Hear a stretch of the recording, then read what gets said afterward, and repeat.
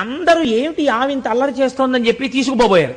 రమణులు అన్నారు, ఎందుకు దాన్ని అలా లాగేస్తారో, అది నాకు ఏదో చెప్పుకోవాలనుకుంటోంది, చెప్పుకోనివ్వండి అన్నారు. అంటే దగ్గరికి తీసుకొచ్చారు. అది మోరలెత్తి ఇలా ఇలా ఇలా ఇలా అంది. దానికి ఇల్లు కట్టారట కదా, గృహప్రవేశం చేసుకుంటోందిట, అది గోశాలలో కెడుతోందిట, నన్ను ముందు అడుగు పెట్టమంటోంది, నన్ను రమ్మంటోంది అన్నారు. అది రమణులు పైన వేసుకున్నటువంటి ఉత్తరీయాన్ని నోటితో లాగి ఆయన ముందు నడిచి వెడితే అప్పుడు తను సంతోషంగా గోశాల ప్రవేశం చేసింది ఆ లక్ష్మి. ఎంత చిత్రమో తెలుసా అండి. ఎంతమంది జనం ఉండనివ్వండి, ఆ ఆవు మాత్రం రోజు భగవన్ కూర్చున్న చోటుకొచ్చి ఆయన చుట్టూ ప్రదక్షిణం చేసి, అమ్మా లక్ష్మి వచ్చావా అని అడిగేవార్త. చుట్టూ తిరిగి ఆయనకు నమస్కారం చేసుకుని వెళ్ళిపోతుండేది ఆవు. ఒకసారి స్కందాశ్రమంలో మొక్కలు పెడుతున్నారు, విత్తనాలు నాటుతూ. ఆ రమణ మహర్షితో ఒక విత్తనం వేయిద్దామని చెప్పి చాలా చక్కగా కుదురు కట్టి ఆయన చేతికి కొన్ని విత్తనాలు ఇచ్చి, మీరు కూడా వెయ్యండి అన్నారు. అంటే రమణులు అన్నారు, నేను నా చేత్తో ముట్టుకున్న విత్తనాలు మొలకెత్తవు అన్నారు. అదేమిటి అలా అంటారు, ఎందుకు మొలకెత్తవు, వెయ్యండి అని చెప్పి ఆ విత్తనాలు వేయించి నీళ్లు పెట్టారు. ఆయన వేసినవి అని బాగా గుర్తెట్టుకున్నారు. ఒక్క మొక్క అందులోంచి రాలేదు. నేను మీకు ఒక విషయాన్ని నివేదన చేస్తాను. రమణుల గురించి వినేటప్పుడు కేవలం దాన్ని ఒక కథాంశంగా వినేటటువంటి ప్రయత్నాన్ని చెయ్యకండి. మహాపురుషుల యొక్క జీవితాలు చదువుతున్నప్పుడు, మహాపురుషుల యొక్క జీవితాలకు సంబంధించినటువంటి ఘట్టములను వినేటప్పుడు మీరు ఒక కొత్త కోణంలో దాన్ని వినవలసి ఉంటుంది. రమణులు మహాజ్ఞాని. మీరు వారి గురించి ఇప్పుడు నేను చెప్తుండగా వారి జీవితం గురించి విందురు గాని. రమణుల జీవితంలా కోట్ల కోట్ల మంది జీవితాల్లో ఒక్కరి జీవితం కూడా ఉండదు.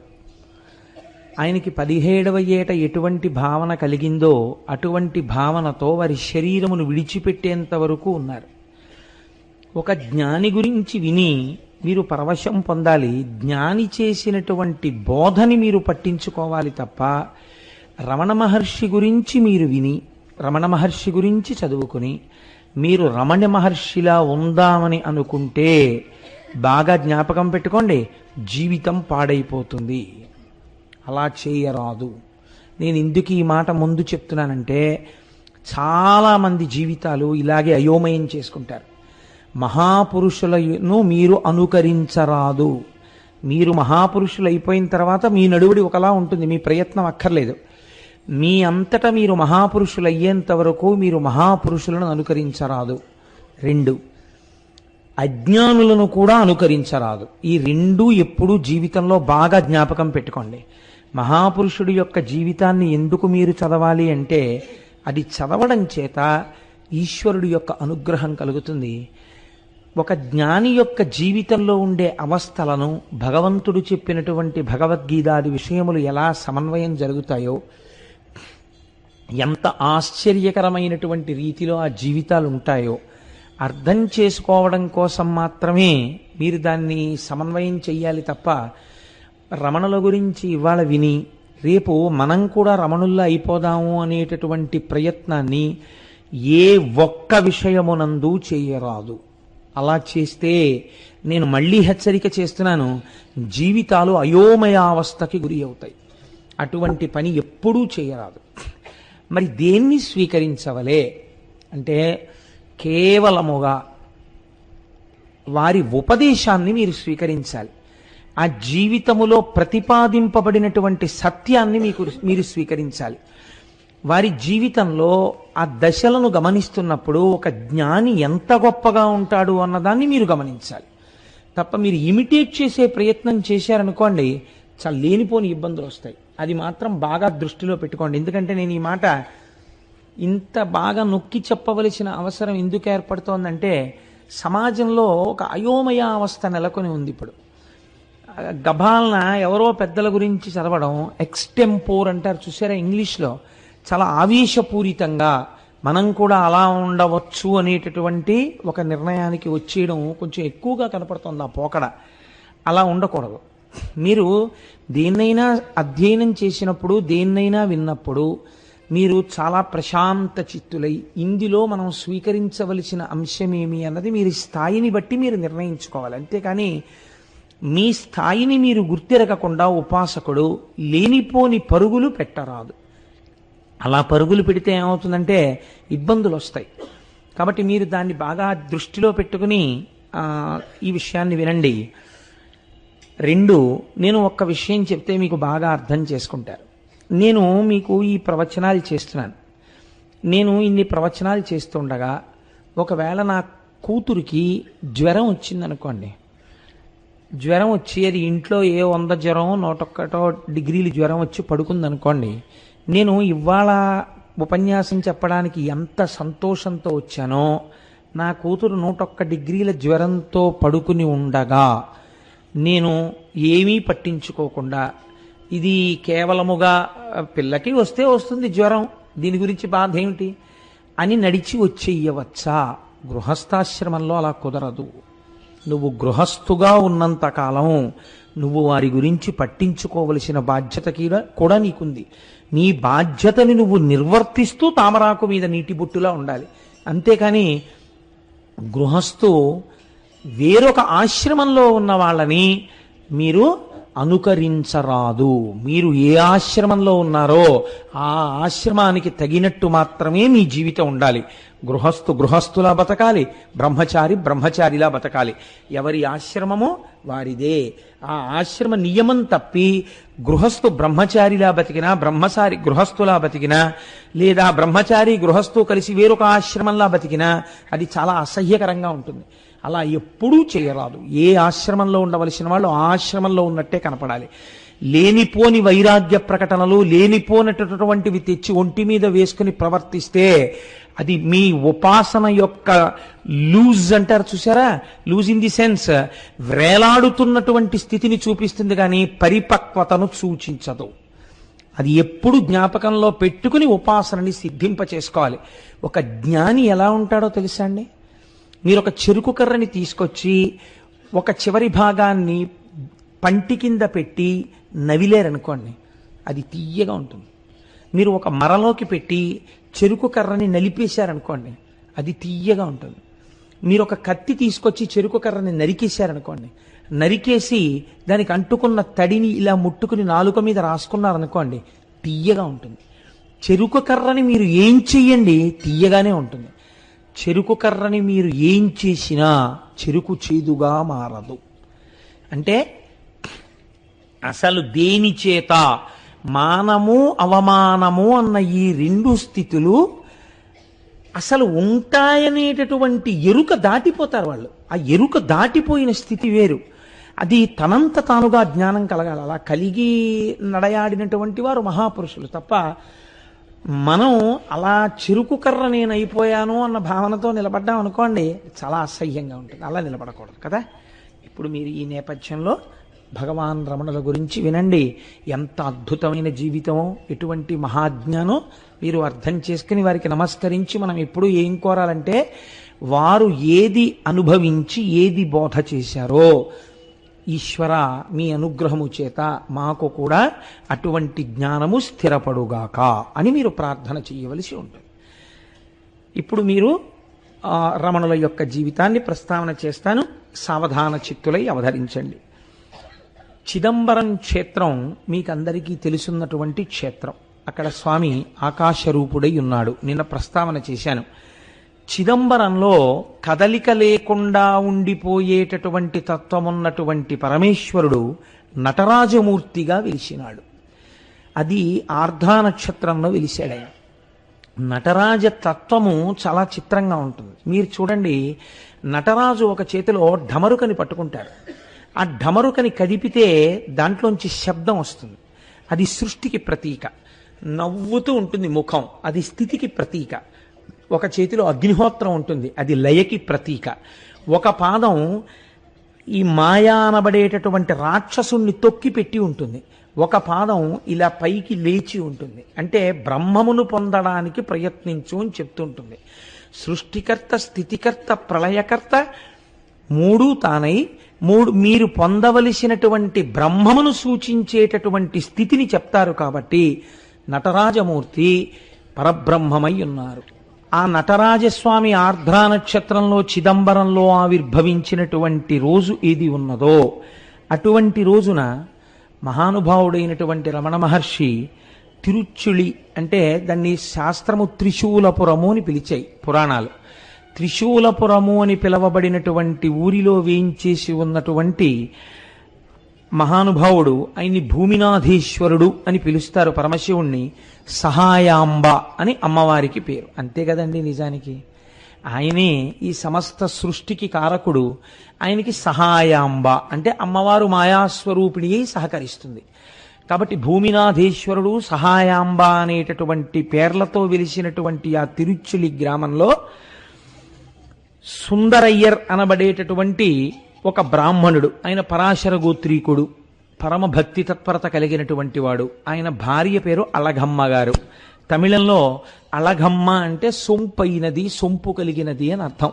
సొంపు అంటే అందమునకు మారు పేరు. ఆవిడ చాలా సొంపుగా ఉన్నారండి అంటే చాలా అందంగా ఉన్నారండి అని అర్థం. సుందరము అన్న మాట కూడా అందమనే పేరు. సుందరయ్యర్ అంటే అందం, అలగమ్మ అంటే అందం. ఈ రెండు అందాలు కలిస్తే ఒక కొత్త అందం వచ్చింది. ఆ అందం శుభం. శివుడికి మారు పేరు శుభం, శోభనం, సుందరం. ఈశ్వరుడికి కూడా ఆ మీనాక్షి అమ్మవారి యొక్క భర్తగా ఉన్నటువంటి పరమేశ్వరుడికి సుందరేశ్వరుడు అని పేరు. ఆయన సుందరుడే. కాబట్టి సుందర్ అయ్యర్కి అలగమ్మ గారికి జన్మించినటువంటి సంతానమే 3వ సంతానము భగవాన్ రమణ మహర్షి. వారు జన్మించినప్పుడు యథార్థానికి పురుడు పోసినటువంటి ఆవిడ బాధపడిందట. ఎందుకు బాధపడింది అంటే, ఆడపిల్ల పుడుతుందనుకున్నాను, వరసైనటువంటి వాడు ఒకడు మేనబావ అయ్యేవాడు ఉన్నాడు, ఆడపిల్ల పుట్టలేదు, మగపిల్లాడు పుట్టాడు. మొట్టమొదట పుట్టినటువంటి ఆడపిల్లేమో శరీరాన్ని వదిలిపెట్టేసింది, ఆడపిల్ల కాలేదే అని బాధపడిందట. ఆవిడికి కళ్ళు లేవు, అంధురాలు ఆవిడ. పురిట్లో సాయం చేశారు బంధువు. ఆ పక్కన పురుడు పోస్తున్నటువంటి పూటకోళ్ళ, ఆ పురుడు పోసేటటువంటి మంత్రసాని అందుట పుట్టిన పిల్లాడు ఎంత అందంగా ఉన్నాడో తెలుసా? బంగారు రంగులో మిరిసిపోతున్నాడు. నొక్కుల జుత్తు, పట్టు కూర్పులా ఎంత జుత్తుందో తెలుసా? ఈ పిల్లాన్ని కానీ నువ్వు చూడగలిగి ఉండి ఉంటే ఆడపిల్ల పుట్టలేదన్న మాట అని ఉండేదానివి కావు, అంత అందగాడు పుట్టాడు అందుట. ఆవిడ ఆ వృద్ధురాలు, సరే అంత అందగాడు పుట్టాడు, మగపిల్లవాడు పుట్టాడు అని ఆ సమయంలో సంతోషించింది. ఈ పిల్లవాడే, ఈ 3వ కాన్పులో జన్మించినటువంటి పిల్లవాడే రమణ మహర్షి. ఆ తర్వాత ఒక కుమారుడు కలిగాడు. ఆయన పేరు నాగసుందరుడు. ఆఖరణ పుట్టినటువంటి అమ్మాయి పేరు అలమీలు.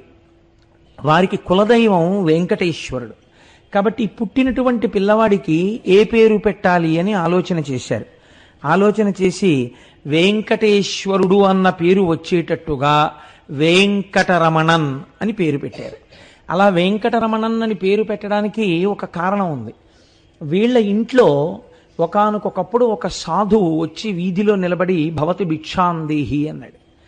అంటే ఎప్పుడో వాళ్ళ పూర్వం జరిగినటువంటి కథ ఇది. వాళ్ళు అన్నారు, ఏమయ్యా నీకు భిక్ష కావలసి వచ్చిందా, భిక్ష వెయ్యం పొమ్మన్నారు. అంటే ఆయన అన్నాడు గుమ్మం ముందు నిలబడి, నేను భిక్షకి వచ్చి మీ ఇంటి ముందు నిలబడిన పరివ్రాజకుడను ఇంత చులకన చేసి మాట్లాడారు కనుక ప్రతి తరంలో ఒకడు మీ ఇంట్లో సన్యసిస్తాడు అని వెళ్ళిపోయారు. అప్పటి నుంచి వాళ్ళ ఇంట్లో ప్రతి తరంలో ఒకరు సన్యాసి అయి వెళ్ళిపోవడం అనేటటువంటిది అలవాటుగా ఉంది. ఈ సుందరయ్యర్ అన్నగారు ఒక ఆయన ఉండేవారు. ఆయన కూడా మహాభక్తుడు. 18 సంవత్సరాలు మాత్రమే వారు మామూలుగా సాంసారికమైనటువంటి జీవనమునందుండి సుఖములను అనుభవించారు. 18వ సంవత్సరం రాగానే వెంకటేశ్వర అయ్యర్ వారి పేరు. వారు సన్యసించి చిదంబరం వెళ్ళి కూర్చున్నారు. ఆయన ఏం చేసేవారోటో తెలుసా అండి? చిదంబరం కొండకి ఎవరైనా ప్రదక్షిణం చేసి రాగానే వారి చెప్పులు అడుగు పుచ్చుకుని ఆ చెప్పులు తుడుస్తూ ఉండేవారు. ఆయన చిదంబరం కొండకి ప్రదక్షిణం చేశారు అని. రమణ మహర్షి యొక్క తండ్రి గారైన సుందరేశ్వర అయ్యర్ తన అన్నగారు జ్ఞాపకానికి వచ్చి ఆయన పేరు కూడా కలుపుకున్నట్టుంటుంది అని చెప్పి వెంకటరమణన్ అనబడేటటువంటి పేరు రమణ మహర్షికి ఉంచారు. వారు భవిష్యత్తులో వారే భగవాన్ శ్రీ రమణ మహర్షి అని పిలువబడ్డారు.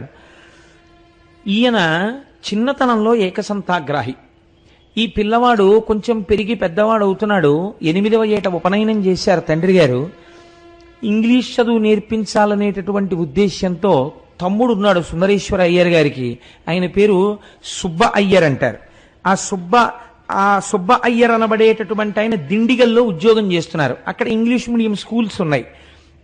అందుకని రమణ మహర్షిని, నాకంటే అలవాటు మీద రమణ మహర్షి అని వస్తుంది, అప్పటికి రమణ మహర్షి అన్న పేరు లేదు, వెంకటరమణన్ గారిని, వెంకటరమణన్ని, ఆయన యొక్క అన్నగారైనటువంటి నాగస్వామిని, ఇద్దరినీ కూడా ఆ దిండిగల్ పంపించారు. పంపిస్తే అక్కడ ఇంగ్లీష్ మీడియం స్కూల్స్లో చదువుకునేవారు. చిన్నతనంలో ఈ వెంకటరమణన్ చాలా ఆశ్చర్యకరమైనటువంటి జీవితం. ఎందుచేత అంటే ఈయన ఎటువంటి నిద్రపోయేవారంటేట, అసలు ఆ నిద్రపోతుంటే గుద్దేసినా సరే ఆయనకి తెలిసేది కాదు. చిత్రం ఏమిటంటే ఒకసారి వాళ్ళ ఇంట్లో సుబ్బయ్యర్ గారి ఇంట్లో కొడుకు పుట్టినరోజు అవుతోంది. చీకటి పడిపోయింది, 7 అలా అయింది టైము. ఒక్కసారి మేము గుళ్ళోకి వెళ్ళి నమస్కారం చేసుకొస్తాం, నువ్వు చదువుకుంటున్నావు కదా చదువుకుంటుండు అని చెప్పి అన్నం పెట్టేసి వాళ్ళ పిన్నమ్మ గారు, బాబాయ్ గారు, వెంకటరమణన్ యొక్క అన్నగారైనటువంటి నాగస్వామి, ఇతర కుటుంబ సభ్యులందరూ పక్కనున్న దేవాలయంలోకి వెళ్ళారు మధురలో. ఈయన్ని ఆ దిండిగల్లో దీపం తగ్గించుకుని పడుకోమన్నారు. నువ్వు చదువుకుంటుండు అన్నారు. ఈయన చదువుకుని కొంతసేపు అయిపోయిన తర్వాత నిద్ర వస్తోందని చెప్పి దీపం తగ్గించి నిద్రపోయారు. వాళ్ళు దేవాలయంలో దర్శనం చేసుకుని తిరిగి వచ్చారు. తలుపులు కొట్టారు, పెద్ద పెద్ద చప్పుళ్ళు చేశారు, అందరూ కలిసి అరిచారు, కేకలేశారు. ఊరంతా పోగొడిపోయింది. ఈయన మాత్రం నిద్ర లేవలేదు.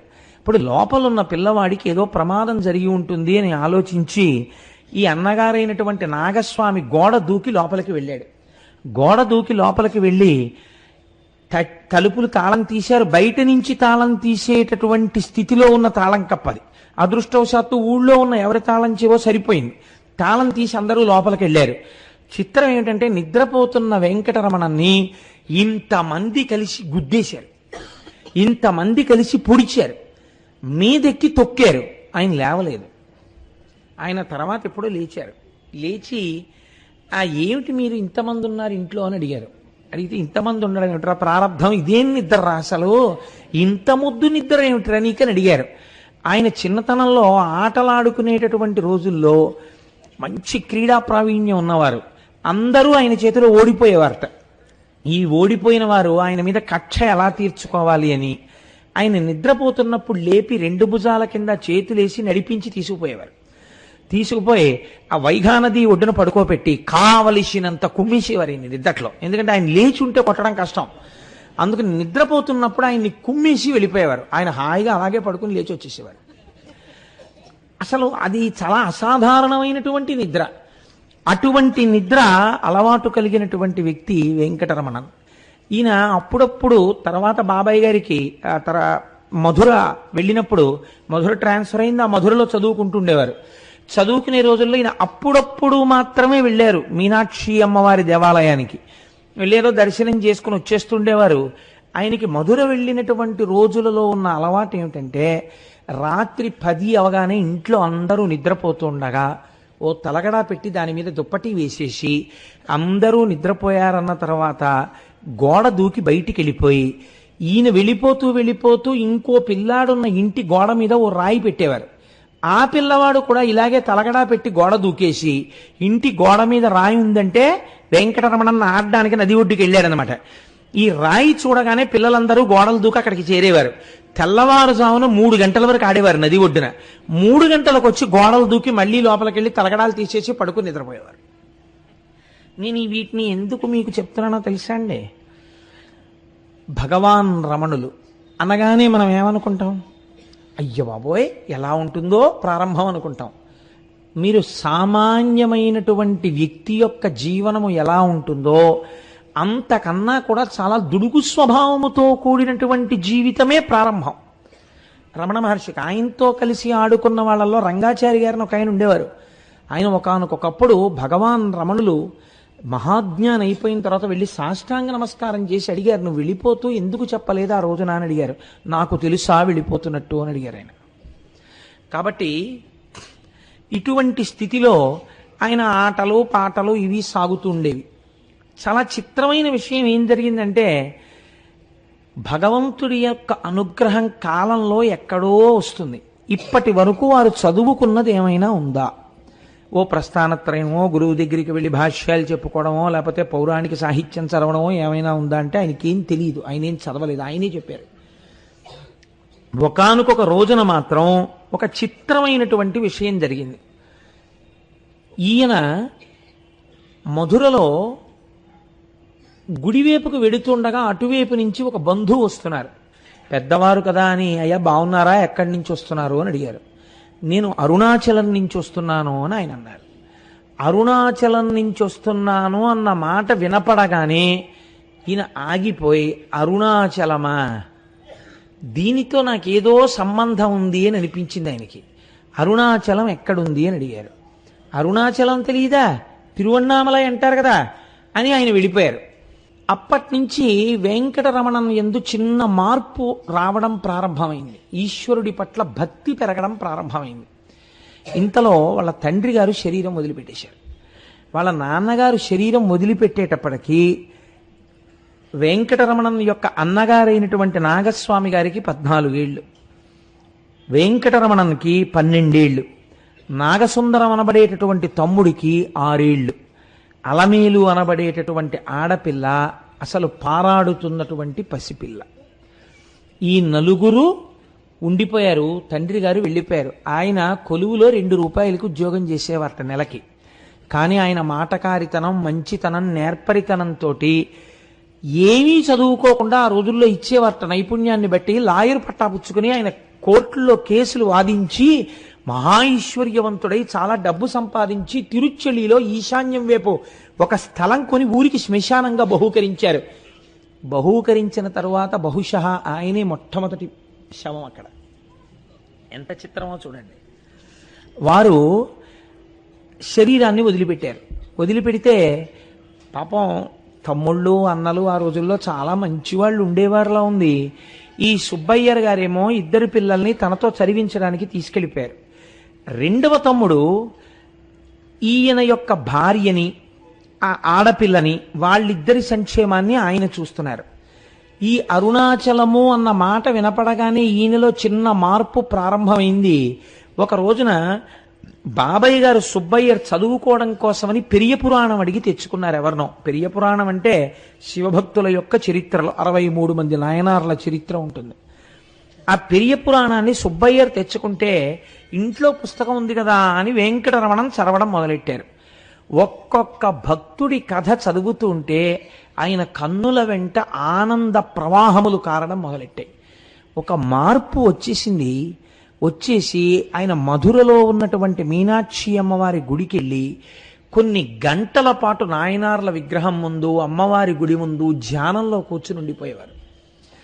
మెల్లమెల్లగా ఇంటికి వచ్చేస్తూ ఉండేవారు. పిల్లాళ్ళలో ఏదో మార్పు వస్తోంది అని గమనించారు. రోజు పిన్నికి కూరలు తరిగి పెడుతుండేవారు, నీళ్లు తోడి పెడుతుండేవారు, బోల్డ్ అంత పని చేస్తుండేవారు. ఒకానొక రోజున ఒక ఆశ్చర్యకరమైన సంఘటన జరిగింది. ఈలోగా వెంకటరమణన్ పెద్దవారు అవుతున్నారు. ఆయన అన్నగారైనటువంటి నాగస్వామి గారికి వివాహమైంది. వాళ్ళ అత్తవారి ఇల్లు కూడా మధురయ్యే. అందుకని అన్నగారు వదిన గారి దగ్గరికి ఈయన వెళ్ళారు వెంకటరమణన్. వెడితే ఒకానొక రోజున అందరూ బయటికి వెళ్ళారు, వెంకటరమణన్ ఒక్కరు ఇంట్లో ఉన్నారు. అప్పుడు 17వ సంవత్సరం ఆయనకి. ఇదే ఆయన జీవితాన్ని మార్చేసింది ఈ సంఘటన. కొన్ని సంవత్సరముల పాటు గురు శుశ్రూష చేసి కూడా స్థిరీకరింపబడినటువంటి జ్ఞానం ఎన్ని జన్మల తపస్సు యొక్క ఫలితమో, ఎన్ని జన్మలలో చేసినటువంటి ఆరాధనా ఫలితమో అకస్మాత్తుగా ఈశ్వరుని చేత కృప చేయబడింది. ఆయన మేడ మీద గదిలో ఉన్నారు వెంకటరమణన్. కూర్చున్నారు మామూలుగా. కూర్చునుండగా ఆయనకి ఇంకా ఊపిరి మందరం అయిపోయినట్టు, గుండెలు నీరసపడిపోయి కొట్టుకోవడం ఆగిపోతున్నట్టు, శరీరం అంతా శోషించిపోయి ఒంటికి చెమటలు పట్టేస్తున్నట్టు, ఇంకా కొద్ది క్షణాల్లో తాను మృత్యువుని పొందబోతున్నట్టు అనిపించింది.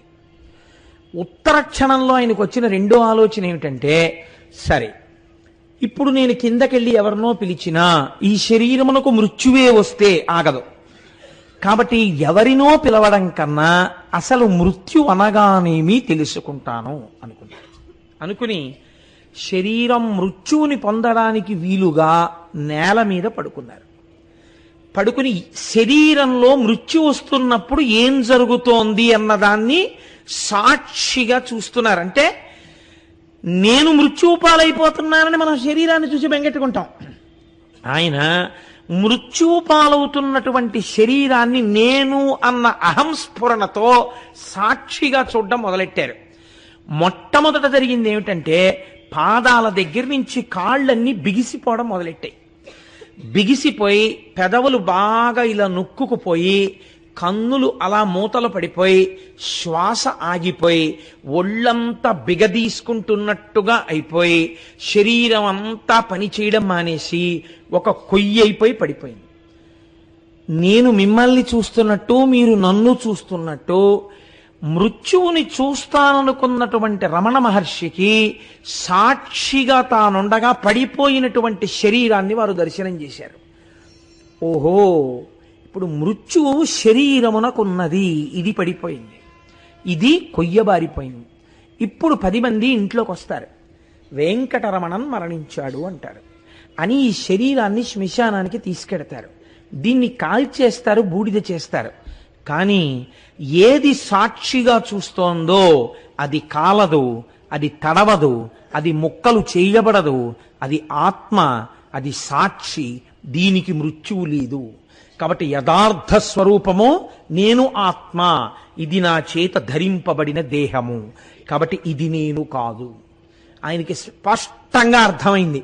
నేను మీకు చెప్పగలిగానో లేదో కానీ ఉత్తర క్షణం ఆ శరీరంలో కదలిక వచ్చింది. ఆయన మళ్ళీ లేచి కూర్చున్నారు. కానీ శరీరం నుంచి విడిపోయినప్పుడు ఏ సుఖాన్ని పొందారో, సాక్షిగా ఉన్నప్పుడు ఏ ఆనందాన్ని పొందారో ఆ ఆనందం కోసమని వెంపర్లాట మొదలైంది. ఇప్పుడు తాను ధ్యానం చెయ్యాలన్న తాపత్రయం ఎక్కువైపోయింది. తను వెంకటరమణన్ కూరలు తరుగు అంటే కూరలు తరిగినా, నీళ్లు తోడినా, నేను వెంకటరమణన్ అనుకుని శరీరం వంక చూసుకున్నా ఒంట్లో మంటలు పుట్టినట్టు అనిపించేది.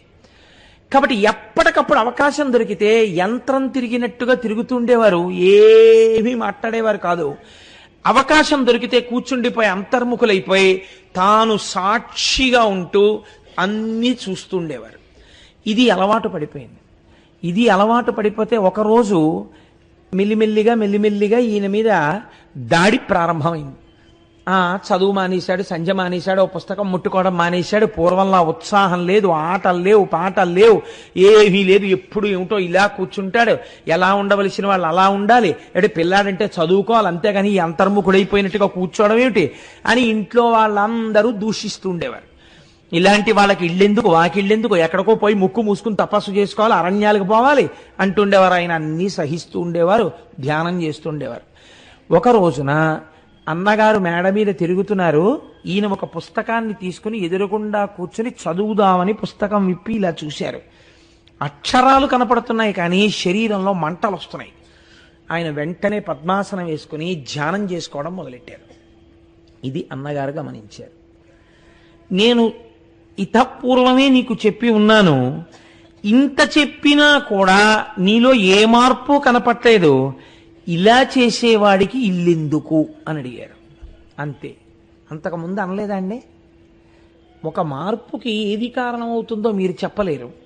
ఇలా చేసేవాడికి ఇల్లెందుకు, ఈ మాట వినపడగానే ఆయన అనుకున్నారు, నిజమే, నేను ఇమడలేను, వాళ్ళకి సుఖం లేదు, నేను కోరుకుంటున్నది ఏది కోరుకుంటున్నానో దాన్ని నా తండ్రి అయిన అరుణాచలేశ్వరుడి సన్నిధానంలో పొందాలి నేను, కాబట్టి నేను నా తండ్రి దగ్గరికి వెళ్ళిపోతాను అనుకున్నారు. అంతే, పుస్తకం మూసి లేచి నిలబడ్డారు.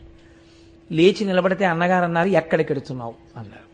ఇప్పుడు 12 అయింది, మాకు ఇవాళ విద్యుత్ శక్తి మీద ఒక స్పెషల్ క్లాస్ ఉంది స్కూల్లో, దానికి వెడుతున్నాను అన్నారు. అంటే అబద్ధమే చెప్పారు ఆయన. ఆయన చెప్పారు, ఆయనే స్వయంగా చెప్పుకున్నారు. అంటే అన్నగారు అన్నారు, కింద పెట్టెలో 5 రూపాయలు ఉన్నాయి, నువ్వు ఆ 5 రూపాయలు తీసుకుని మీ పిన్ని, మీ వదిన అన్నం పెడుతుంది, తినేసి నా కాలేజీ ఫీజు నీ స్కూల్కి దగ్గర కాబట్టి ఆ 5 రూపాయలు ఫీజు కట్టేయి అన్నారు. ఓహో, ఈశ్వరుడు నేను తిరువన్నామలై చేరడానికి కావలసిన డబ్బుని కూడా ఏర్పాటు చేశాడు అనుకున్నారు. అనుకుని కిందకి దిగారు. వదిన గారు అన్నం పెట్టారు, కడుపు నిండా అన్నం తినేశారు. అదే రమణులు ఇంట చేసిన ఆఖరి భోజనం. ఇంట్లో వాళ్ళకి తెలియదు అదే ఆఖరి భోజనం అని. పెట్టె దగ్గరికి వెళ్ళారు, 5 రూపాయలు తీసుకున్నారు. ఒక కాగితం తీసి ఉత్తరం రాశారు. ఇది మీరు జాగ్రత్తగా గమనించండి, ఎంత మార్పు వచ్చిందో 17వ ఏట. ఇది ఇంకా శరీరం పడిపోయే వరకు ఇంతే. ఇది తన తండ్రిని వెతుకుకొనుటకు బయలుదేరుచున్నది. దీనిని గూర్చి మీరు ధన వ్యయము చేయవద్దు, వెతకవద్దు. నీ కాలేజీ రుసుము చెల్లింపబడలేదు, 3 రూపాయలు మాత్రము తీసుకొనబడినవి, 2 రూపాయలు విడిచివేయబడినవి, ఇట్లు సంతకం లేదు. అంటే నామరూపాలు ఏమిటి? ఇంకా నామం లేదు, రూపం లేదు, ఆత్మ సర్వగతం. దానికి పేరే ఉంది, అందుకని ఆయన పేరు రాయలేదు. ఇది బయలుదేరినది. ఇది అంటే శరీరం. శరీరం వెడుతోంది, శరీరం అరుణాచలం చేరుతోంది. కాబట్టి శరీరం నేను కాదు, నేను సాక్షిని. అందుకని నేనన్న మాట ఆయన లేఖలో వాడలేదు. ఆయన బయలుదేరారు. స్టేషన్కి వెళ్ళేసరికి తిరువన్నామలై వైపు వెళ్ళవలసినటువంటి ట్రైన్ ఆశ్చర్యకరంగా ఆ రోజున ఆలస్యంగా వచ్చింది. ఇది ఈశ్వరాజ్ఞ అనుకున్నారు. ఆయనకి తెలియదు అప్పుడు కాట్పాడి తిరువన్నామలై లైన్ ఓపెన్ అయిందని. తెలియక అక్కడి నుంచి తిండివనం వెళ్ళడం కోసమని టికెట్ కొనుక్కున్నారు. టికెట్ కొనుక్కుని ట్రైన్ ఎక్కి కూర్చుని ధ్యానం చేస్తూ కూర్చున్నారు. ఈశ్వరుడు అడుగడుగునా ఆయన్ని వెళ్ళవలసిన మార్గం చూపించేశాడు. ఒక మౌల్వి ఆ పెట్టెలో ఎదురుగుండా కూర్చుని అందరికీ భగవత్కథలు చెప్తున్నాడు. ఆయన అన్నాడు, చిన్న స్వామి ఇందాకడి నుంచి చూస్తున్నాను ధ్యానంలో ఉన్నారు, మీరు ఎక్కడికి బయలుదేరినట్టు అన్నాడు. తిరువన్నామలై అన్నారు. మరి ఈ ట్రైన్ ఎక్కి ఎక్కడికి ఎడతారు అన్నారు. తిండివనం దిగుతాను అన్నారు. తిండివనం దిగి వెళ్ళవలసిన అవసరం లేదు, విల్లిపురం దిగిపోతే విల్లిపురం నుంచి కాట్పాడికి ఇప్పుడు కొత్త ట్రైన్ లైన్ ఓపెన్ అయింది, అందులో మీరు తిరువన్నామలైకి వెళ్ళవచ్చు. కాబట్టి తిండివనం దిగిపోండి, నేను కూడా తిరువన్నామలై ముందు స్టేషన్కి వెడతాను అన్నారు. 2 బేరికాయలు కొనుక్కున్నారట ఆయన. ఒక అర్ధనాయో ఎంతో పెట్టి అందులో ఒక కాయ సగం తిన్నారు, ఆకలి తీరిపోయినట్టు అనిపించింది. ఒక వ్యాఖ్యానంలో అయితే రాశారు, 3 పూటలా అన్నం తిని చిరుతిళ్ళు తినే వ్యక్తికి ఆ ధ్యానంలోకి వెళ్ళిపోయిన తర్వాత కేవలముగా ఒక బేరికాయలో సగం తింటే ఆకలి తీరిపోయింది. తీరిపోయి ఆయన విల్లిపురంలో దిగిపోయారు. మరునాడు తెల్లవారుజామున తప్ప ట్రైన్ లేదు. ధ్యానమగ్నుడై కూర్చున్నారు. తెల్లవారింది, రైలు వచ్చింది. ఆ రైలు ఎక్కారు. రైల్లో పూర్తిగా టికెట్ కొనుక్కోవడానికి కావలసినంత డబ్బు లేదు, 3 రూపాయలే కదా ఆయన తెచ్చుకున్నారు. అందుకని మాంబలం పట్టు అనబడేటటువంటి స్టేషన్లో దిగిపోయి అక్కడి నుంచి తిరువన్నామలైకి నడిచి వెళ్ళిపోదామని చెప్పి కొన్ని కిలోమీటర్ల దూరం నడిచారు. నడిచి నడిచి నడిచి నడిచి నల్లూరు అనబడేటటువంటి ఊరు చేరుకున్నారు. అక్కడే జ్ఞాన సంబంధర్కి కొండ మీద ఉన్నటువంటి పరమేశ్వరుడు జ్యోతి రూపంలో సాక్షాత్కరించాడు. ఆ గుళ్ళోకి వెళ్ళి చీకట్లో కూర్చుని ధ్యానం చేస్తున్నారు. వారికి అక్కడ జ్యోతి దర్శనమైంది. ఈలోగా అర్చకుడు వచ్చాడు, పూజ చేశాడు, ప్రసాదాలు నైవేద్యం పెట్టాడు. పెట్టిన తరువాత ఈయన నాకు ఆకలిగా ఉంది, కొద్దిగా ప్రసాదం పెడతారా అని అడిగాడు. చీకట్లో ఎక్కడో లోపల కూర్చున్నావు, బయటికి రా, నీకు పెట్టడానికి ఇక్కడ ప్రసాదాలు ఎవరు వండి సిద్ధం చేయలేదు అన్నాడు అర్చకుడు. ఆయన ఏమీ అనలేదు. పోనీ ఆకలేస్తోంది, తినడానికి ఏమైనా ఎక్కడైనా దొరుకుతుందా అని అడిగారు. అడిగితే ఇక్కడి నుంచి కీలూరు అనబడేటటువంటి ఊరు ఒక 2-3 కిలోమీటర్లు వెడతాం, అక్కడ మళ్ళీ దేవాలయంలో అర్చన జరుగుతుంది, అక్కడ ప్రసాదంలో మీకు ఏమైనా పెడతారేమో, పోని మాతో రండి అని వాద్యగాండ్రు బ్రాహ్మణుల వెనకాతలు వెళ్ళిపోతున్నారు. ఈయన కూడా నడిచి వెళ్ళిపోయారు. అడుగు తీసి అడుగు వేసే ఓపిక లేదు, పిల్లవాడు తిన్నది లేదు పాపం. వెళ్ళి అలాగే ఆ కీలూరు చేరుకున్నారు. పూజ చేసేశారు బ్రాహ్మణులు. పూజ చేసేసి, అమ్మా మీరు ఎక్కడికి ఆ ప్రయాణం, అంతమంది కూర్చుంటే ఎక్కడికంటే జనం మీద అడుగులు వేసేసుకుంటూ ఎక్కడో కూర్చోవాలి, కానీ ఎప్పుడో వచ్చి ఎంతమందికి డిస్టర్బెన్స్ అది. కాబట్టి ఆయన అక్కడి నుంచి బయలుదేరి ఆ కీలూరు అనబడేటటువంటి ఊరు చేరుకుని ఆ కొండ మీద బ్రాహ్మణులు అర్చన చేసిన తరువాత, అయ్యా నాకు ఇప్పుడైనా కొంచెం పెడతారా, ఆకలిస్తోంది అడిగారు. నీకు పెట్టడం కోసమే వండి తెచ్చామనుకున్నావా, పెట్టమన్నారు అని వాద్యగాండ్రకి ప్రసాదం పెట్టారు. పెడితే దేవాలయంలో వాయిద్యం వాయించేటటువంటి వాద్యగాండ్రు పిల్లవాణ్ణి చూసి, అయ్యో పాపం ఎంత నీరసపడి ఉన్నాడో అని, ఎందుకు వచ్చిన జన్మండి, బ్రాహ్మణుడిగా పుట్టామంటే సరిపోతుందా, ఏ దయ లేకుండా, ఏ సంధ్యావందనం లేకుండా, లోకమునందు మర్యాద చూడకుండా బతికిన బ్రాహ్మణ్యం ఏమిటి. వాద్యగాండ్రు పెట్టారు. వాళ్ళకొచ్చిన ప్రసాదంలో భాగాన్ని ఆయనకి పెట్టారు. పెడితే వాళ్ళు ఎంత మర్యాదతో మాట్లాడారంటే, బాబు మేము పెట్టాను తింటావు, కానీ నీళ్లు దొరకాలంటే అదిగో ఆ పక్కనే బ్రాహ్మణ వీధి ఉంది, అక్కడికి వెళ్ళి నీళ్లు అడిగి తాగునాయనా అన్నారు. అంటే ఆ పిల్లవాడు బ్రాహ్మణ వీధిలోకి వెళ్ళి ఒక ఇంటి ముందు నించుని, అమ్మా నాకు కొంచెం మంచినీళ్ళు ఇస్తారా అని అడిగారు. వాళ్ళు మంచినీళ్లు తెచ్చే లోపల వారు ధ్యానమగ్నులే అయిపోయారో, స్పృహే తప్పిపోయిందో, పడిపోయారు నేల మీద. పడిపోయిన తర్వాత వారికి మర్నాడు ఉదయం తెలివొచ్చింది. తెలివొచ్చేటప్పటికి ఎంత ఆకలితో ఉన్నారంటే, రామకృష్ణ పరమహంసకు పుట్టేది ధ్యానంలో ఈ ఆకలి. అన్నపు రాశిని చూపించేవారు తీసుకెళ్ళినప్పుడు, తీరేది ఆకలి. అప్పుడు ఆయన కింద పడిపోయి పెంట కుప్ప మీద పడిపోయి ఉన్నటువంటి అన్నాన్ని ఏరుకుని మట్టిలో ఉన్నదాన్ని ఊదుకుని తిని మంచినీళ్ళు తాగారు.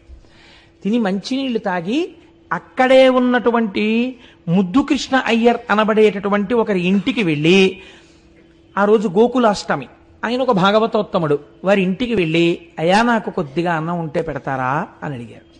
అడిగితే ఆయన చెల్లెలు నదీ స్నానానికని వెళ్ళారు. అప్పటికి ఈయన నూతి దగ్గర స్నానం చేస్తున్నారు.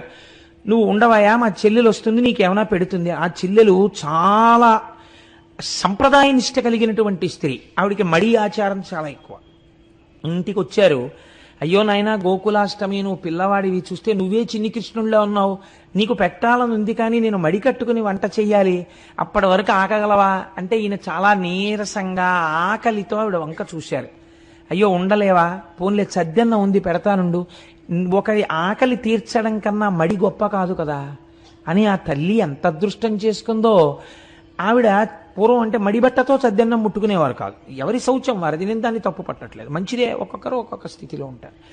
ఆ సద్దెన్నం తీసుకొచ్చి పెడితే ఆయన సద్దెన్నం తిని బయలుదేరి 20 కిలోమీటర్ల దూరం తిరువణ్ణామలై చేరాలి.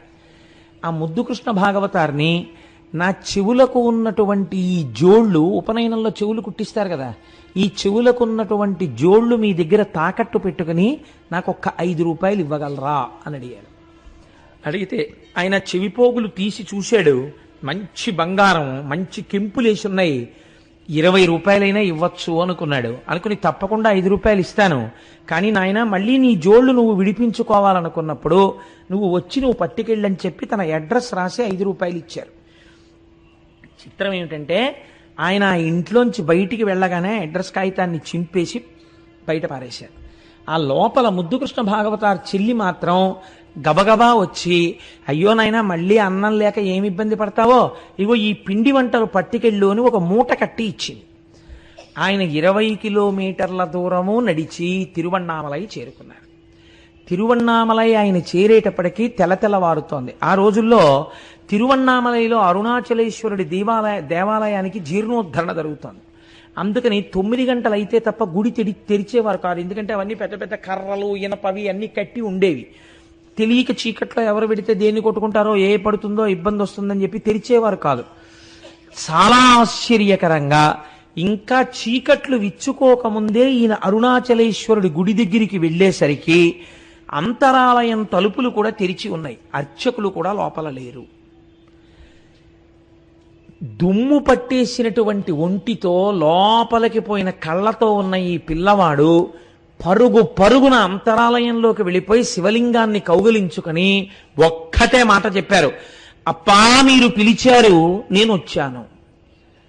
నాన్నగారండి మీరు పిలిచారు, ఈ కొడుకు వచ్చాడు, అంతే వారు అన్నది.